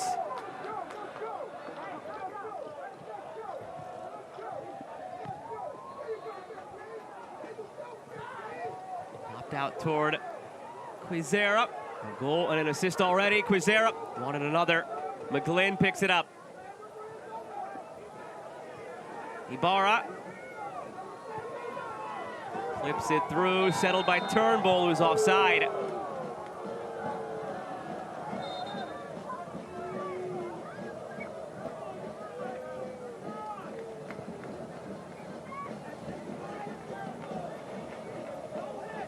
One of the taglines for Rhode Island is wicked good soccer.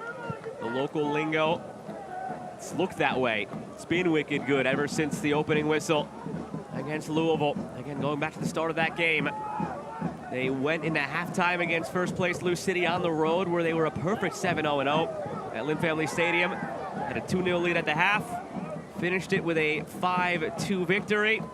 Tonight, a 2-0 lead at the half again against El Paso. Go back a game further. They had a 2-0 lead at the half against Memphis, so they're starting games really well. They didn't close out the Memphis game. Late red card, 2 late goals, 2-2 draw. Closed out Louisville. Currently trying to close out El Paso. Nadarce.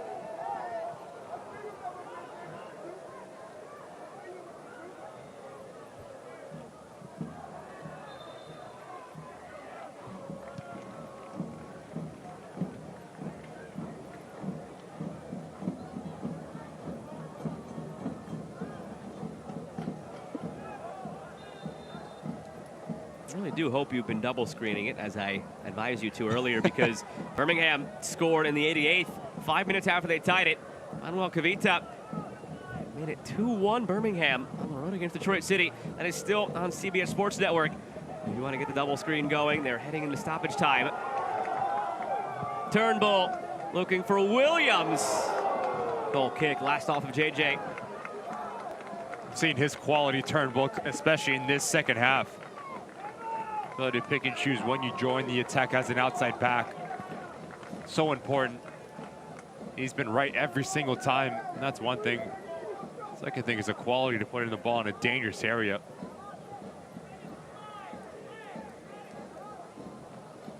Haven't seen the goal yet, but I would put money that the Cavita goal was a header. Probably a safe bet. Deal or no? No. Okay. No. It's not a bet if you both agree on it. We're agreeing again? We don't agree on the Euros and Copas, apparently. Or what a selfie is. That's not an agreement. That's a matter of right and wrong, but sure. Williams. Great ball. We agree on that. Dequa. Turnbull, something on here for Rhode Island. Turnbull inside. Turnbull took a deflection, and it's out for a corner. That is a teaching tape build-up for Rhode Island. Watch the technical ability from J.J. Williams on the half volley, and then the recognition for Albert Dequa as Borelli gets caught narrow. The space is around the corner. Fantastic touch to take out his individual marker. Dollenmeyer does just enough to deny Turnbull the third goal this evening.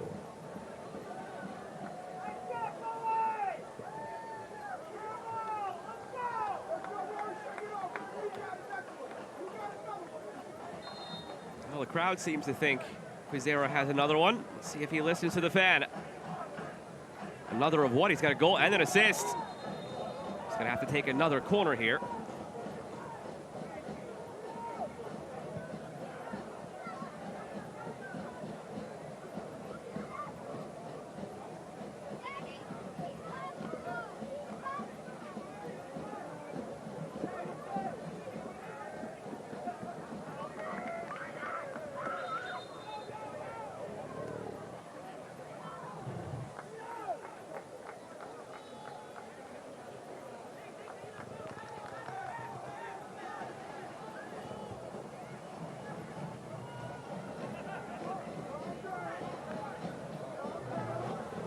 Lengthy conversation after that bit of chaos.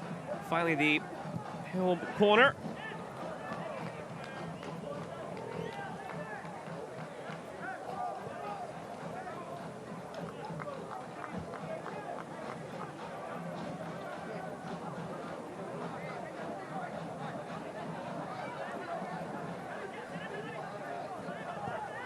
Holstead. Turnbull had to take himself away, knew he was offside.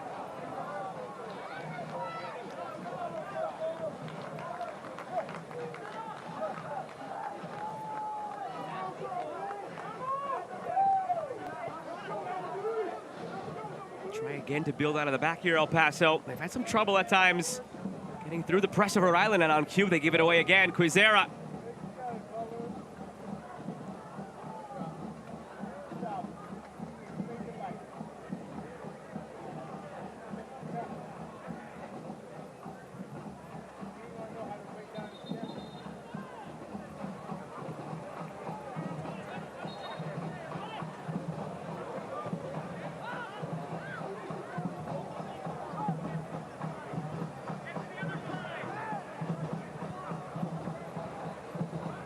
One pinballing all around before it gets back to Pascal.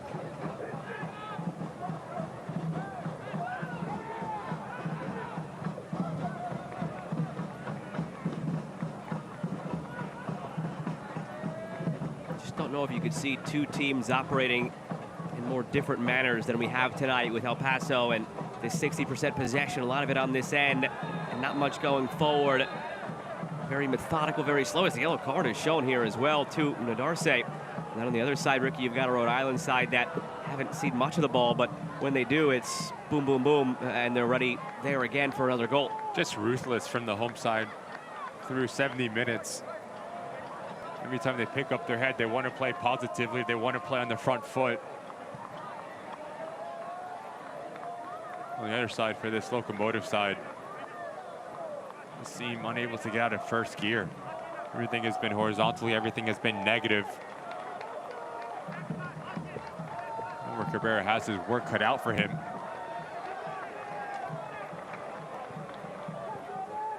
Isaac Anking will replace Joe Brito. On the other side, it's Joaquin Rivas and Nick Hines entering the fray. It's another name there, Joaquin Rivas, and all he's done in this league. Rivas and Dylan and Moreno. The list goes on and on. On paper, this El Paso team should be a lot higher than it is and a lot better than it is.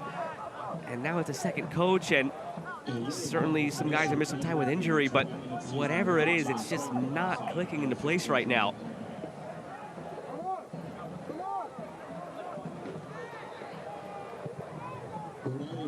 Substitution in the 70th minute. We know how quickly things can change in this league. Go back about 6 weeks, and the Oakland Roots were sitting down here near El Paso in 11th, and 6 weeks later they were in 3rd. String together a few wins in a very tight table, you could propel yourself, but it just doesn't feel like there's a way out of this right now for El Paso. 2-week break will help, but just a press reset and get away from the game a little bit. It's going to do fantastic for the mental state of this Locomotive side.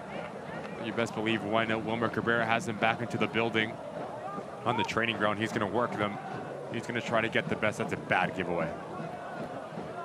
He's going to try to get the best out of every single player, individually, collectively, and tactically. I think that's the main thing for this Locomotive side, because it's not a question, we've talked about it for about 72 minutes, Joe, it's never a question of talent. It's a question of execution, getting players higher up the field in terms of being connected, understanding each other's movement. It just seemed like they haven't been on the same page. A bit frustrating. The body language hasn't been the best throughout this run of games as well. Time away will do fantastic for this Locomotive side. If you look at these two teams, in a way, they're mirror images of each other, where even during Rhode Island's spell of struggle, they have another attack here through Williams. J.J. Williams trying to go at it himself. But even through their a little bit of a down spell, and I hesitate to even call it that, because, again, they weren't losing games. You saw the talent, you saw the performance. It was draw, draw, draw. So not reaching potential, not reaching the full extent of their talent. El Paso on the other side, similar, have all this talent, but it's loss, loss, loss, not draw, draw, draw.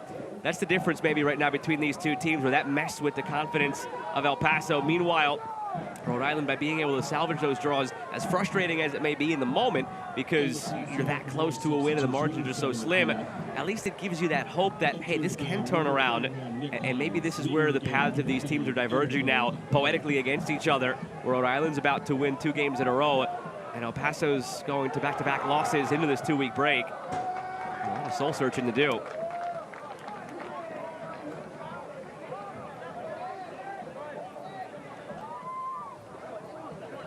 Holstead looking for Dequa. Williams turning, he'll get there. Has some support. Quizera trying to drive it across again for Dequa. Really good defensive play from Lions. Reads the body language of J.J. Williams and continues his run and leaves his feet at the right time to deny Quizera a ball across the goal.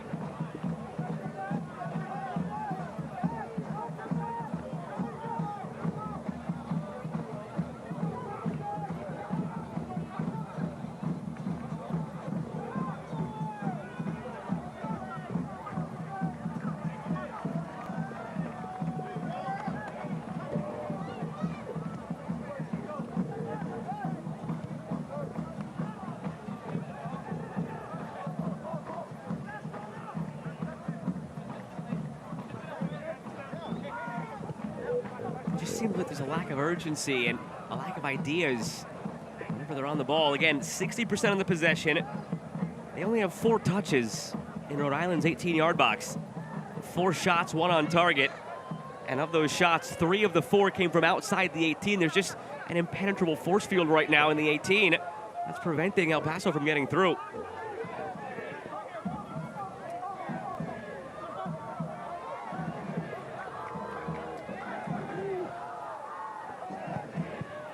Even that one comes from outside the 18, and it's blocked on the way in. Petrovic has been good since coming on the field. Seems like the only player in a white jersey that wants to get on the ball, that wants to make things happen.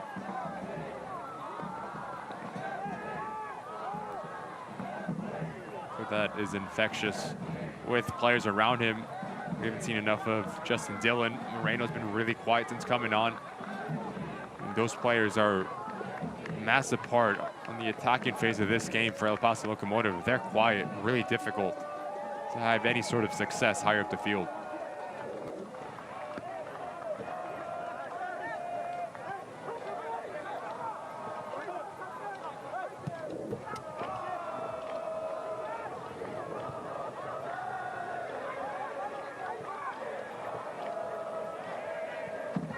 Nevarez.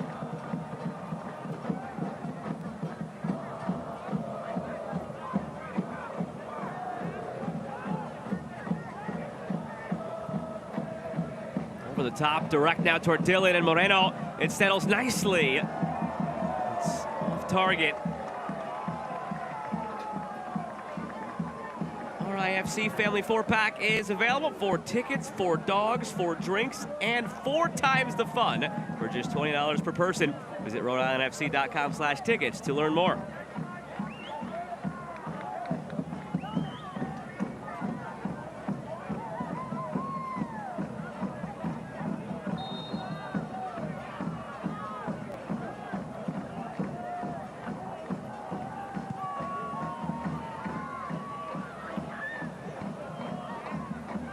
Be a tough one to evaluate this week for Cano Smith.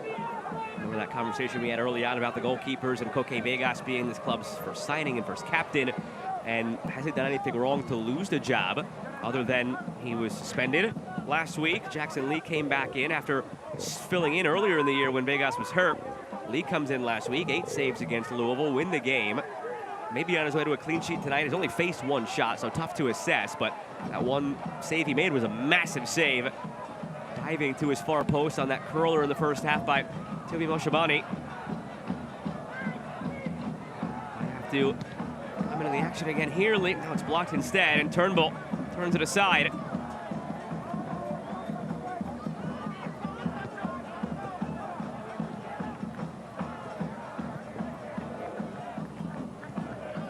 All the lineup decisions that could plague a coach, goalkeeper's got to be the most difficult one, because if you are deciding between 2 strikers and you choose option A instead of option B, and option A has a rough first half, sub them off at halftime. You're not going to sub a goalkeeper, and if a goalkeeper has a rough night, probably already too far out of it to even contest for a victory. So you have to get it right. You're going to lose sleep over it, especially when you have 2 good ones. If you have 2 subpar goalkeepers, you might lose less sleep over it, because either way, you're just hoping for the best. But if you got 2 good ones, which is what Rhode Island has, that is one Cano Smith could lose sleep over. And so far, it doesn't seem like he's made a wrong choice. But again, that could have gone either way. He could have played Coque Vegas tonight, and it also wouldn't have been a wrong choice. And then it comes into man managing. That's when the really hard part for a manager comes into. Great touch from Kuzera.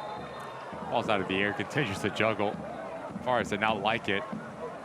But I do think for the viewers at home, yes, you can talk about a manager in terms of the coaching decision, tactically and all, everything that goes on the field, but off the field, that's where it really makes a difference, right? So how do you keep, whether it is Lee, whether it is Vegas, in between the sticks, how do you keep the other one happy? How do you keep them motivated and understanding that their opportunity is going to come?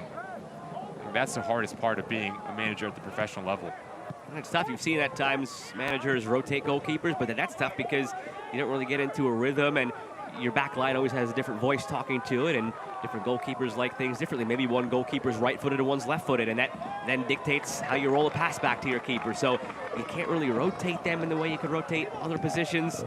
I don't envy coaches for a lot of decisions they have to make, but especially if you got two good goalkeepers trying to find a way. Maybe the most difficult decision of them all.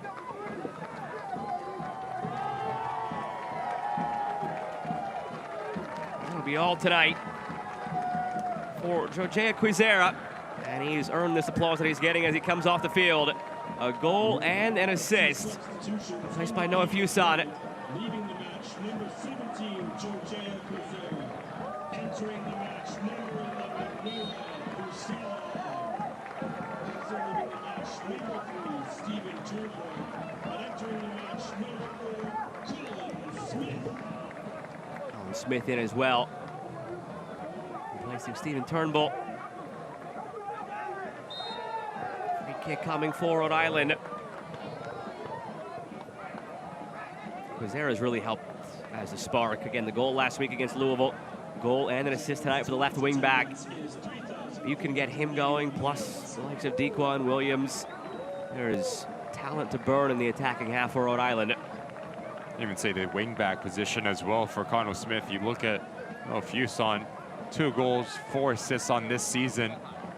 Player that is very comfortable playing centrally, but also his work rate affords you the ability to play him wide.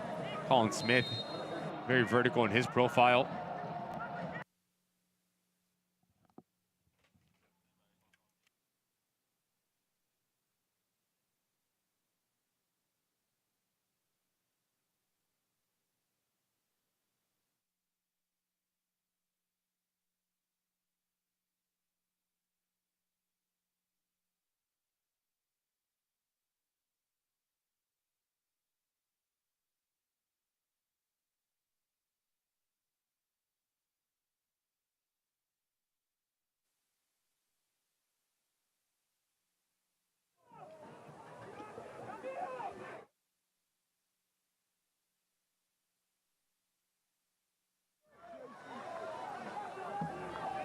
Sometimes technology does not cooperate. Apologies for that. But back and running. 82nd minute, Rhode Island up 2-0 over El Paso. I'm glad to have had you with us this evening on ESPN Plus with Ricky Lopez-Espin. I'm Joe Malfa. It's been this way since the 27th minute. Rhode Island scoring twice in 6 minutes. And they have been coasting ever since and really unthreatened, unchallenged by El Paso in a number of ways. Here's Isaac Anking.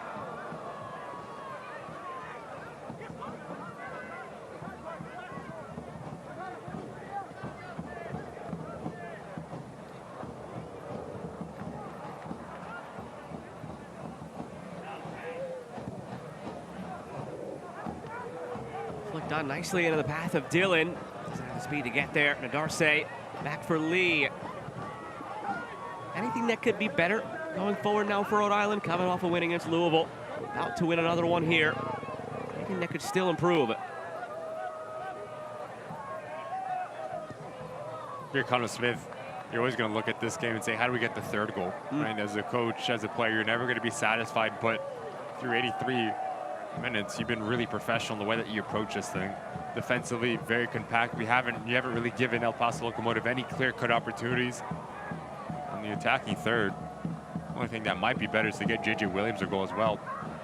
Get him confident, get him seeing the ball hit the back of the net for the second game running would be fantastic. But you knew they were going to be confident. You knew they were going to want to get on the ball, especially higher up the field after scoring 5 on the road. The second thing I do think Colin Smith would have wanted is a clean sheet. Almost there. Top to bottom, fantastic performance this far for the home side. It's going to be a big 4 days for Rhode Island, assuming they can close this out. 6 points in 4 days. Their first back-to-back wins in club history. Their first home win in club history. They do get a nice extended break now. Not quite the 2 weeks of El Paso, but after tonight, they won't play until next Friday. Again, it's at home, and it's against Indy. That is a very tough challenge against Indy 11. That might be another litmus test for Rhode Island. They've got the confidence that they can play with anybody.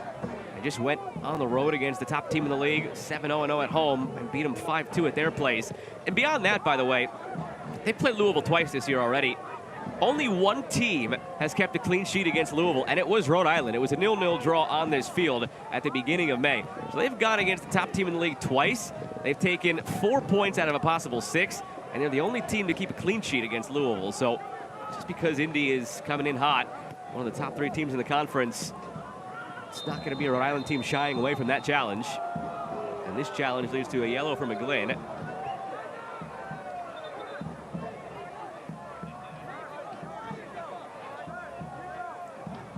Those are the pockets of space that you want him on the Moreno to pick up the ball. Not seeing it nearly enough for Wilmer Cabrera's liking. To get him on the half turn, facing forward, looking towards the goal. Late, McGlynn knows it. Straightforward yellow.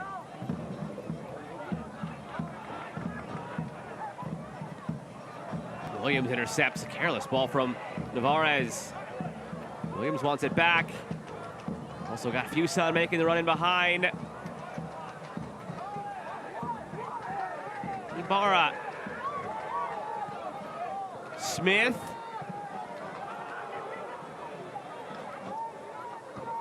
Miller Lite 2-packs are now on sale. Bring a friend, crack open a cold Miller Lite, and enjoy Rhode Island's professional soccer team for just $25 a person.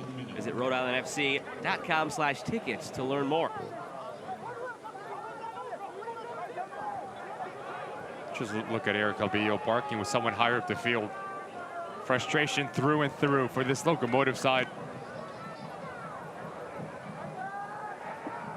I don't think we can undersell how much they might miss Liam Rose in the midfield as well before he departed to go back to Australia. And again, sometimes life obviously gets in the way. More important, Calvillo, their second yellow.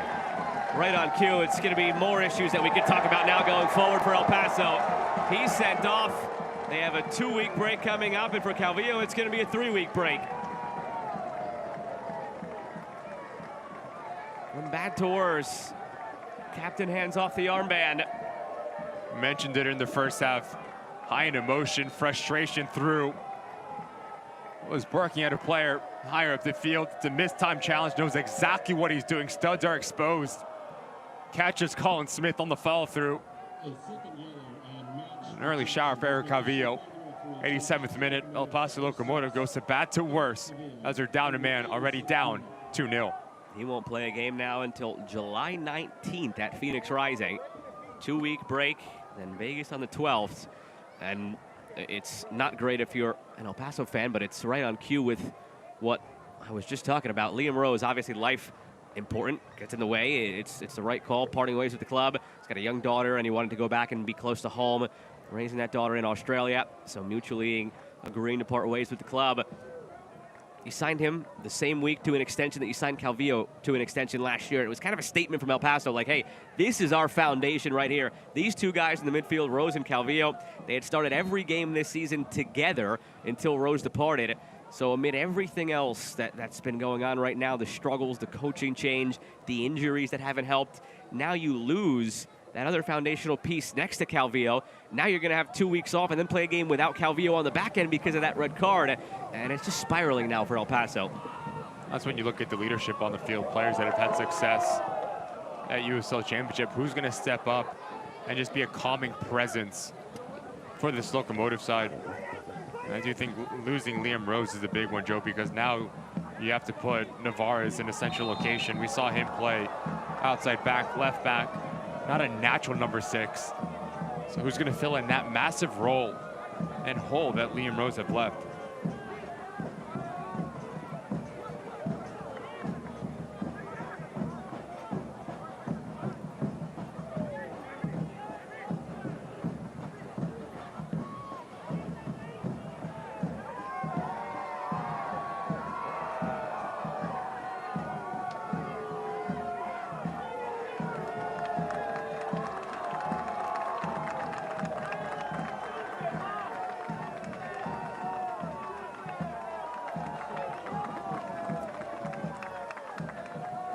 Make it interesting late here on the set piece.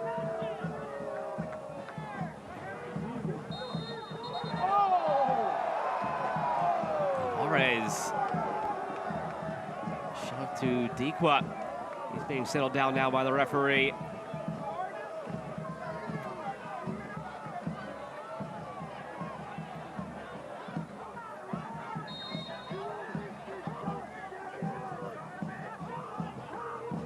Petrovic. Lee secure.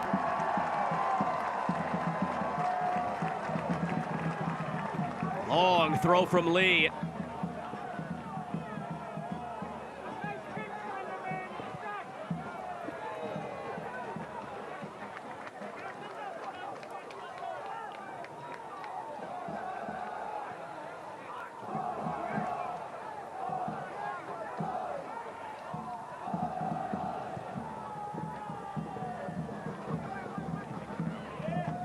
Smith wins it. 4 minutes of stoppage time on the way at the end of this one. It's been a clinical showing through and through from Rhode Island. It's going to be a well-earned celebration here for the first time in front of their home crowd. 3 points.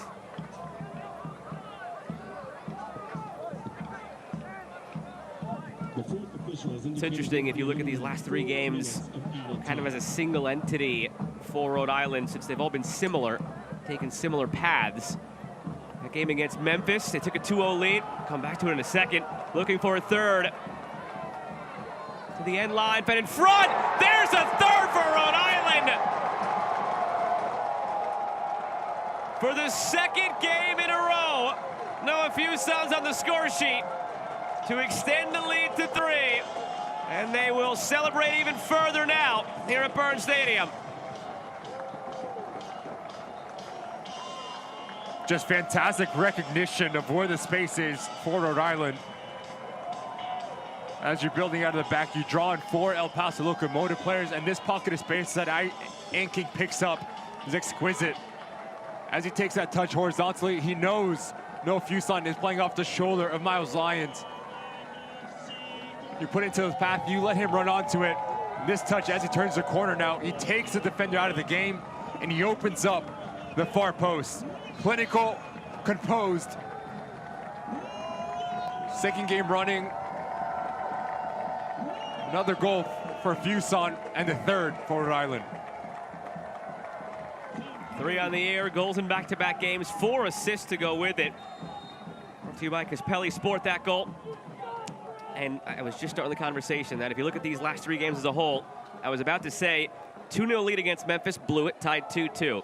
2-0 lead against Louisville, got it to 3-0, but still let Louisville back in the game, and it was crazy late on before they sealed the deal 5-2.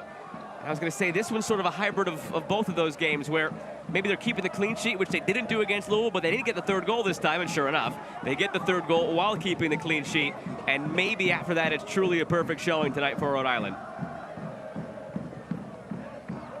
If they can see the last 2 minutes of this one. As you said it about 10 minutes ago, the only thing missing was that 3rd goal. They get it, and they're 90 seconds away from keeping the clean sheet on top of it. This team has maybe arrived. Any naysayers on the outside looking in could maybe poo-poo this one. Hey, it's a last place El Paso team, but there's no poo-pooing what they did last game against Louisville. Poo-pooing? You've never heard that? Never heard that. Well, you learned something new today. Take it with me, I like that.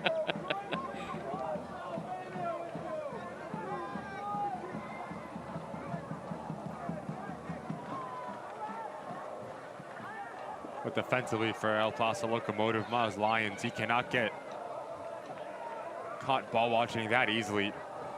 He gets his hip squared. And when you do that, especially with the pace that Noah Fuson possesses, you're dusted. And a fantastic goal from front to back for Connell Smith yet again to build out the patience, the decision-making, and the execution from top to bottom. Probably is going to be his favorite goal of the night. I don't know if he'll pick a favorite. I think they all got the same in his eyes. A team goal.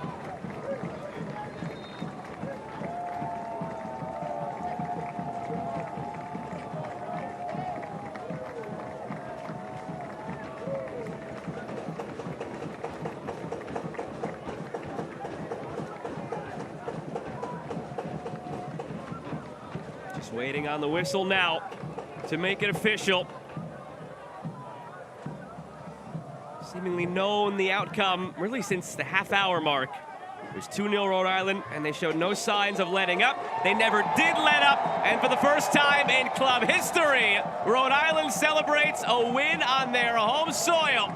3-0 over El Paso. Back-to-back wins for Rhode Island, and it seems as if they have arrived.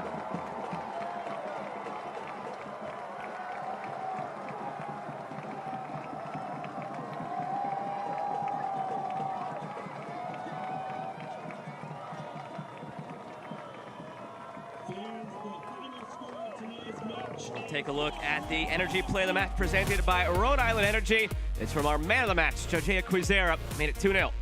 Just wants some more outrruns about 5 Locomotive players, and then he adds a little bit of skill. Watch how quickly he gets his hips around this thing. Right through the legs as he continues, creates a little bit of separation. It's a clever finish. Weak-sided foot, toe poke into the bottom corner. No keeper stopping that. Man of the match, fantastic stuff from Quizera. Selfie to celebrate, right? Well, selfie would imply singular, right? Well, save of the match, singular save of the match, but it was a good one. And this save of the match brought to you by Centerville Bank. Make progress toward your goals with Centerville Bank, official bank partner of Rhode Island FC.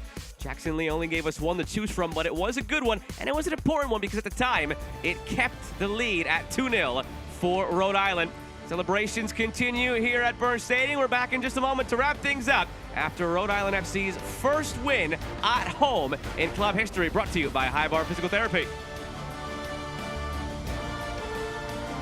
There's nothing better than a game and great tasting Miller Lite. It's less filling, Miller Lite. Tastes great. Never understood this argument. Let it be both. Miller and Miller. I like it. When you make your play and things just go your way, that's a good play. Since 1974, the Rhode Island Lottery has been a good play, awarding more than $57 billion to winning players, over $6 billion in commissions to local businesses, and over $8.8 billion to the general fund, supporting all of Rhode Island. It's a really good play that can make your day. The Rhode Island Lottery, a good play for Rhode Island for 50 years and counting. Hey Providence, we're Breeze Airways, and we offer non-stop flights from Rhode Island's T.F. Green International Airport. We're redefining what it means to fly up front. This one's for you. Introducing Breeze Ascent, the newest, nicest way to fly. It's seriously comfortable, satisfying, and affordable. Book today at flybreeze.com and experience the nicest way to travel. Breeze Airways, seriously nice. For the first time in club history, you get to have this celebration for Rhode Island FC. It took longer than they would have hoped, but after back-to-back wins now in the last 4 days, they have their first win on home turf. It's 3-0 over El Paso, brought to you by High Bar Physical Therapy. We'll take one final look at the highlights, and it's again going to paint a very pretty picture here for Rhode Island. 3 really good goals as a team.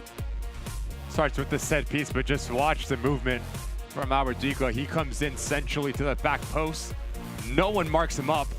Take nothing away from the bit of brilliance from Quizera. He creates that little bit of space, and the pace that he hits this with blanks El Paso 1-0 Rhode Island. Speaking of brilliance from Quizera, just fantastic as he continues his run. JJ Williams gets the probably easiest assist of his career. A good ball, to be fair, but the heavy lifting was done by Quizera. Just watch how quickly he stands up his individual marker, and then the cleverness, and it's a cheeky finish. Toe poke, left foot. Thank you very much. A goal to go with his assist, and he is rolling 2-0 Rhode Island. That was his second on the year, back-to-back games. For Williams, it'll go down as his third assist of the year. And this one played through from Anking to Fuson, 2 subs getting on the score sheet. It's a recognition as Anking takes his touch horizontally. Fuson goes off on his run. It's the timing as well to play it in beyond. Fantastic goal, Fuson, 3-0 Rhode Island. Oh, what a nice find Anking has been. Didn't play club soccer last year, only played for the Puerto Rican national team. It's up to 5 appearances, only 50 total minutes this year, and a goal and an assist. He's been a big piece, big pickup. He's been massive. The plays well beyond his years, and then it also was fantastic, this Rhode Island performance. 3 goals, 3 points, staying at home. First ever win for Connell Smith and company. Top class on the evening. Outstanding showing twice over the last 4 days now. A 5-2 win over the weekend at Louisville. A 3-0 win tonight at home. Rhode Island FC is tied on points at that playoff line with North Carolina. They are rolling now in the Eastern Conference. Happy to have had you with us this evening on ESPN+. Our broadcast partner, Ricky Lopez-Espin, and the crew that makes this possible. I'm Joe Malva saying so long for now. Welcome to the week in USL Championship. Plenty more action to come on Saturday. This copyrighted telecast of the United Soccer League Championship cannot be retransmitted, rebroadcast, or reproduced without the expressed written consent of the United Soccer League Championship.